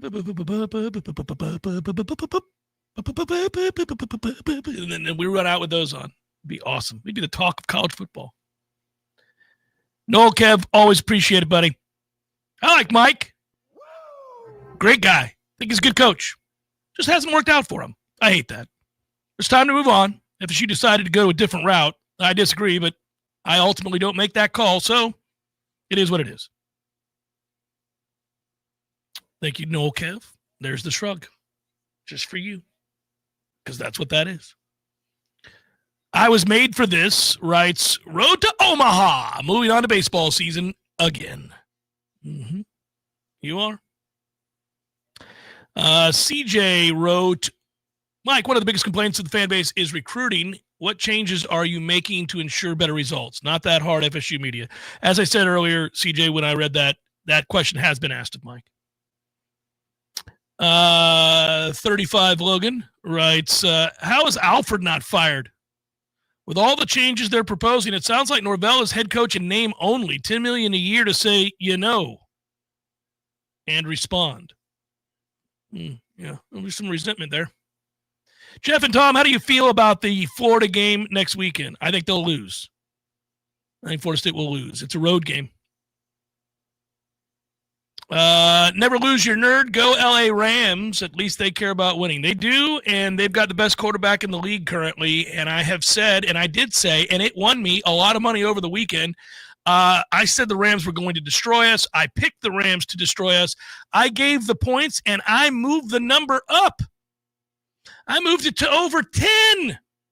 I thought we had zero chance to compete in that game. I was right, and I won a bunch of money for it. You all should have listened. All we had to do was make that roadie and not get a serious setback from injury standpoint. We'll see. It's his left shoulder. He'll be all right. Reports are he's going to miss some time. Shoot him up. He's a tough dude. He'll take that Toradol shot like a man, and we'll go play football. Here's the bright side of the weekend, writes Duval Knoll 904. Miami and the ACC are about to get the full 2023 FSU treatment. ESPN's already planning the narrative about the ACC getting left out. Gotta love a little karma. That's funny. Yeah, I noticed that. And the ACC doesn't do themselves any favors. They give themselves every opportunity to be mocked. First quarter, I look up, Georgia Tech's down 21-0. I'm like, oh, okay. Yeah, of course. Of course they are. FSU Twitter writes, can we change the climb to roll it out there, Mike, for 2026? Hashtag a-hole. Nicely done. Hashtag a-hole. Oh, man. Yeah, I do think, getting back to what's going to happen, lots of people are going to get fired, right? I would hope. I mean, you got to fundamental. You have pledged fundamental changes. Yeah. Yes. So there are going to be firings. There are going to be departures. And the number is going to be, I don't know, probably on the top line that we're aware of. I'm going to guess handful, half dozen, something like that. And then beyond the top line that we're aware of, when you get into the offices, because this is where Peter Collins is right. It is a complex operation insofar as you take a look at the directory of the football program. Like, who the hell is that? And they do what? What is that job title? That's strange. I didn't even know we had somebody who was in charge of that. I'm sure 10? I don't know. Like, there's going to be a lot. There's going to be an awful lot of names that come and go in the next month. They have to. They just promised it. Yeah, it's that is the only thing that I'll find very, very interesting is who's getting fired, how soon does it happen, and who are the names that replace those individuals. It's oh man, I do think Mike's in for the kind of cynicism that turns ugly. I hate that for him. I do. I don't wish that on anybody unless they're a bad person. Because it'll cross the line. It'll meld into that personal, to me, that's what will happen. And it comes with the territory. It makes a ton of money. Again, it's all relative. When I say I feel bad, hopefully he doesn't listen to any of it. I mean, hopefully he's completely shut out from it because the fans are very, very angry. And they're only going to get angrier. And I don't believe there's indifference involved here now. Right now, this is the angry stage. Now, they risk moving towards indifference, and that's a real problem. You'd rather have them angry than not. That's spring ball. I think spring ball is indifference. Short of landing that Cam Ward in the offseason. It would have to be nothing short of that level of a transfer in order to get people to go, whoa, okay. And if you change offensive coordinators, that in and of itself is going to move the needle if Gus leaves for whatever reason. Like there are ways to stack up enough storylines, a general manager, a new quarterback, a lot of money spent on the portal with kids that are proven as much as anybody can be anymore as veterans in the portal. Like if you put 3 and 4 and 5 and 6 storylines together, there will be interest, but it will be cynical interest. People are going to say, yeah, great. It's much like I would imagine this offseason. If Miami goes and gets another really good quarterback, you think their fan base is all positive all the time? They're going to say, oh, great. How do we screw it up with this guy next? Yeah. Yeah, because they had the same head coach. Right. So they know. Right. Yeah. So, and they're winning a whole lot more than we are. Sure. But they could rightfully say, and I'm sure a big segment of that fan base who takes the time to interact, which is not that many people, but a big segment of those folks will say, 7 or 8 of those people. Well, Cam Ward was amazing and with 3 losses. And I mean, they might lose their 3rd game this week to Pitt because that's what the ACC does. Carson Beck, whatever. Okay, great. Glad we got Mensa. Or glad we got insert quarterback here, the kid from Arizona State. What difference does it make? Well, I will say this. I do want them to finally go out and get a real quarterback. Now, in addition to that, I would say I want a real quarterback who's not running this offense. I really hope Gus gets a job. I mean, I'm rooting for whoever is interested in Gus to find even more interest than I thought possible. Please. Please take him. We had 3 points going into the fourth quarter against NC State. Just stop it. I agree. I would, but I'm not as vehement in my agreement. Oh, get him out. Get him out. This Mickey Mouse offense. Get him out. If you grab that quarterback and you put him in the same situations that Tommy was in this season, our record is far better. Even with this offense, because dudes are open. And that quarterback would, in theory. They're open from the 20 to the 20. We run this Mickey Mouse thing to death 20 to 20, and we manufacture a lot of yards. But we struggle to score points in the red zone when you have to run real plays. I agree in general. This is something that we went on record 12 months ago when he was announced to be hired. We had to leave Indigo early to go do that reaction video. Not thrilled. Not thrilled at that time. And even when they brought in Tommy, well, if you have Gus, then it makes sense to have this guy. That was the take. Mm-hmm. But I think the quarterback is far more important than the offensive coordinator. Like if you're telling me that you got $6 million to spend between those two positions, the quarterback or the offensive coordinator, allocate as many of those dollars as possible to the quarterback over the coordinator replacement if Gus was to leave. Yeah, go get players. Go get a bunch of players. I agree. We need a better roster. There's no doubt about that. I worried coming into the season that it was a decent 22. It wasn't deep. We knew that the sport lends itself to being a war of attrition. You're going to lose guys. Some guys aren't going to live up to the billing, and you don't have a lot behind it. And that proved true.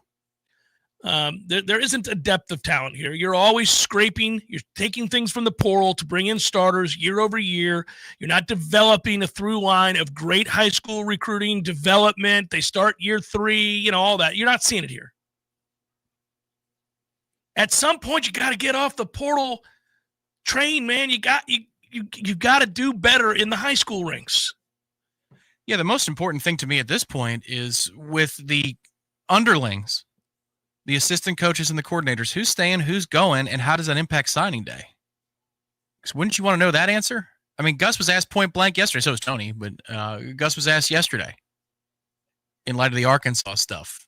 And do you envision yourself here next year? He's like, well, I envision myself working hard to give us a bowl eligibility. Oh, well, I guess we're going to see you around the bend then, buddy. Like, and if I doubt there's a recruit specifically for Gus that was like, oh, Gus is not there, I'm out. But what about if Herb went with him, if he went somewhere else? And Tim Harris, like, you losing people then? These are the important things because every dollar for rev share, high school recruiting, it all matters. Yeah, it does. Golly. What a freaking mess. Just so people know, I know we're going to break, but behind the scenes, like the amount of texts you, me, and people that cover this team and people in the administration and people that desperately love Florida State and want to see it do better. The amount of times that we texted in some form or fashion over the last 3 weeks, are they really doing this? Are they really going to do this? Are they really going to bring him back? Are you serious? Is this really what we're doing here? There are times that the fan dialogue is very different than the dialogue for those that are connected, invested, employed by all of that. Mm-hmm. In this case, though, my experience with it, you've got far more context than I do, but my experience with it has been, it's the same. Oh, yeah, no. The two dialogues are the same.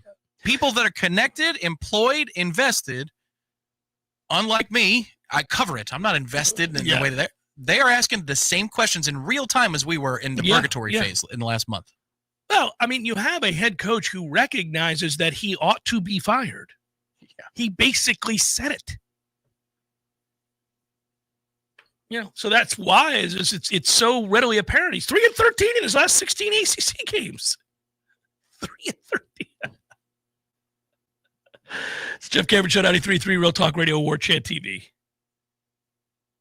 Your local news now. With Thanksgiving later this week, hundreds of families in Leon County will now have everything they need for a traditional holiday meal thanks to the 3rd annual Blessing Basket giveaway. Organizer Kelly Vinson, a former Big Bend teacher turned real estate agent, launched the effort after seeing the challenges many families face. This year, she expanded the giveaway to all elementary schools in Leon County compared to just 6 last year. Her original goal was 280 baskets, but community members surpassed it by donating 313. Guidance counselors and school administrators picked up the baskets, each filled with all the ingredients for a full Thanksgiving feast. Vincent says she hopes to expand the giveaway to include surrounding counties in the coming years. A burn ban has been declared in Leon County amid continued exceptional drought conditions. Leon County emergency management officials in the Florida Forest Service will monitor the fire danger and drought conditions and will update the ban as needed. This is Rachel and A with your Real Talk 93.3 local news update, brought to you by Macklemore Systems, Tallahassee's go-to Mac store. Check them out online at MacklemoreSystems.com.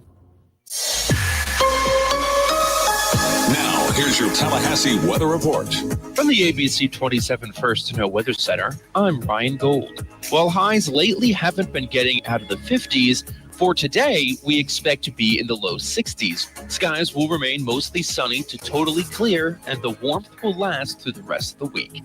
As we head home from work, temperatures will be in the low 70s and upper 60s. From the ABC 27 First to Know Weather Center, I'm meteorologist Ryan Gold. What do you need tires on? Your car or truck, tractor, or heavy equipment? At Nice Tire and Auto Service, we have tires for all of these needs. And we service your vehicle from air conditioning and computerized alignment to oil changes and everything else under the hood. Call Nice Tire and Auto today at 574-4100. That's 574-4100 for your scheduled maintenance. National accounts welcome at Nice Tire and Auto Service, 4792 Bluntstown Highway, just west of Capitol Circle.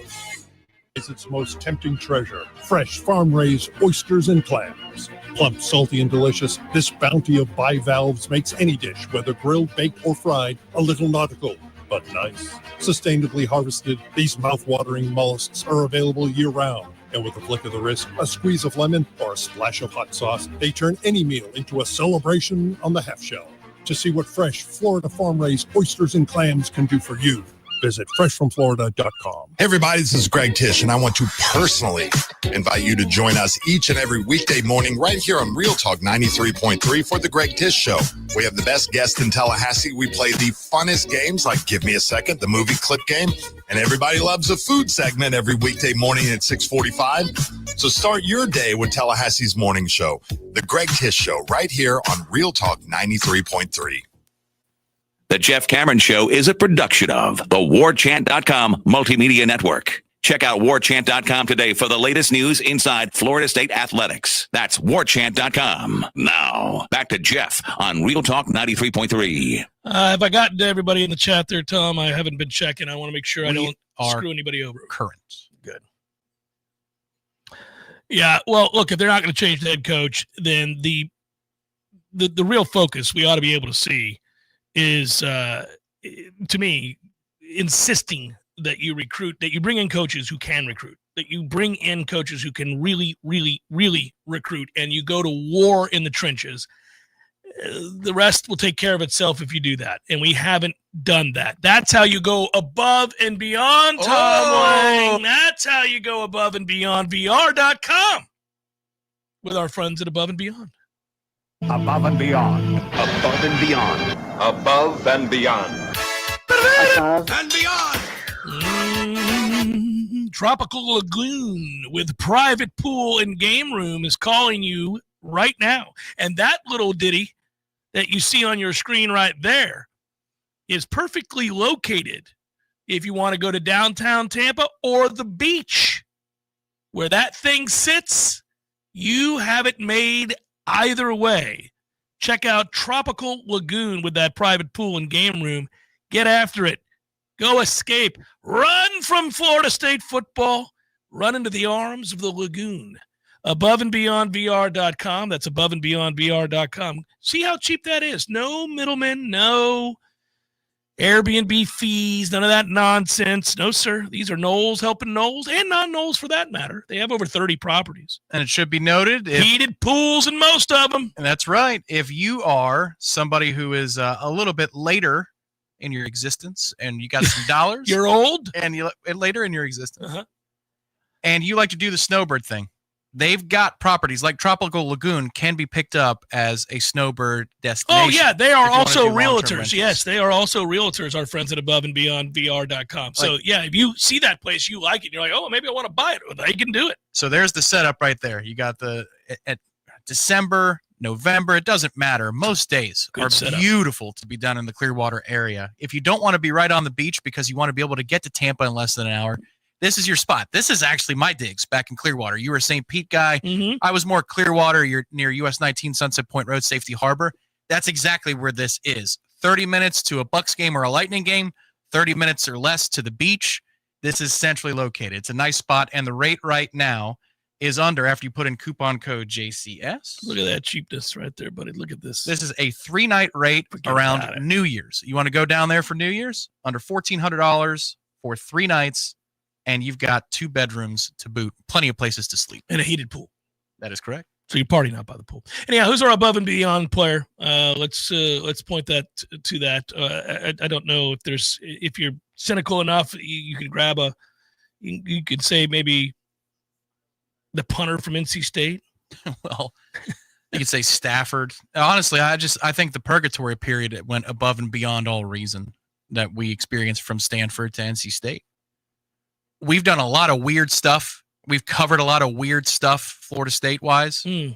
This takes the cake. Oh, man. yeah, absolutely. I didn't think the Garnett-Stokes, Jameis Winston thing would ever be bested. That was terrible. In terms of a statement released by the university. This is the champion. This is Tiger at Pebble. Compared to Garnett. Who finished in second? Was it Ernie Els, Miguel Angel Jimenez? It was Ernie Els, and he was 15 shots back. Right. That is the Garnett-Stokes. This thing about comprehensive assessment is the brand new champion. That is an above and beyond period in Florida State history. I like it. aboveandbeyondvr.com. By the way, had you gone with Stafford, which I will, then you would have said 25 of 35 and 3 touchdowns for Mr. Stafford. And, yeah, man, that's what he does. Puka Nacua with 97 yards receiving. The Bucks' leading receiver was Emeka Egbuka, and he had 32 yards. Yeah, about 30 of which came in the fourth quarter. Yeah. Stafford started the game 13 of 13. Yes, he did. And it was over by what? Well, it was 14-0 at the end of the first. The game was over. Yeah, it was 21 with a few minutes into the second quarter. Yeah, that's that. Call it a day, boys. When you're down 31-7 at half, that'll hurt your feelings. Florida was down 31-0 at half, and Tennessee didn't score a single time in the second half. The hell was that all about?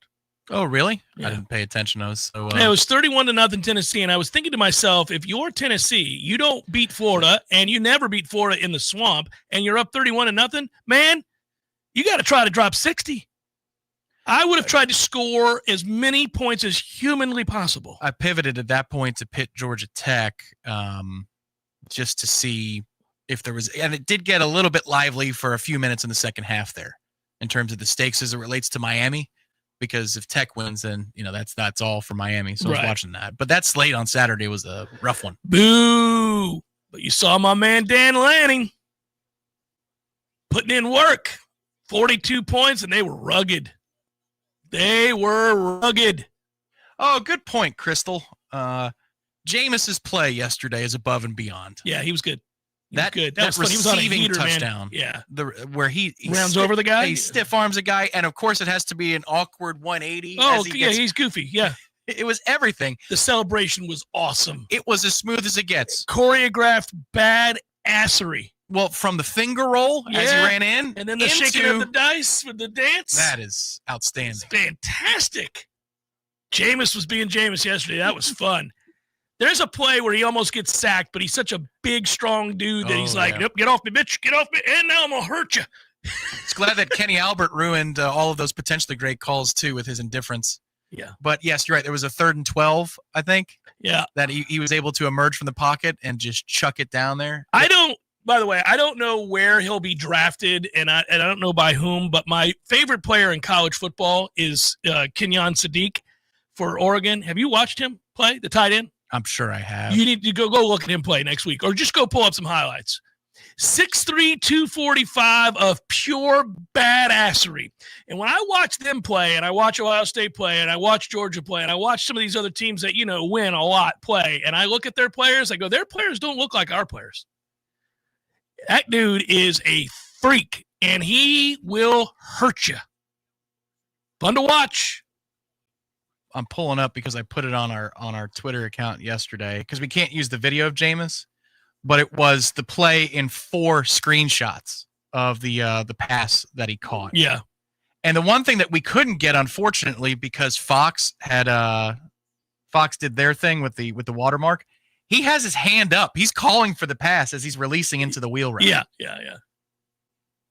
That was fun yesterday. Also, man, that was a hell of a... there it is. Look at him awkwardly after the tackle. He's like, get off me, bitch. Yeah, he was great. I was happy for him. Got to have a moment. You know, the thing with him, man, it's one of those things. He's going to get one more go of it. Somebody's going to be like, all right, let's bring him in and see. Good work out of you. Thanks for being here, everybody. Hang in. Deep breaths. Be well. Peace. Hey, Knowles.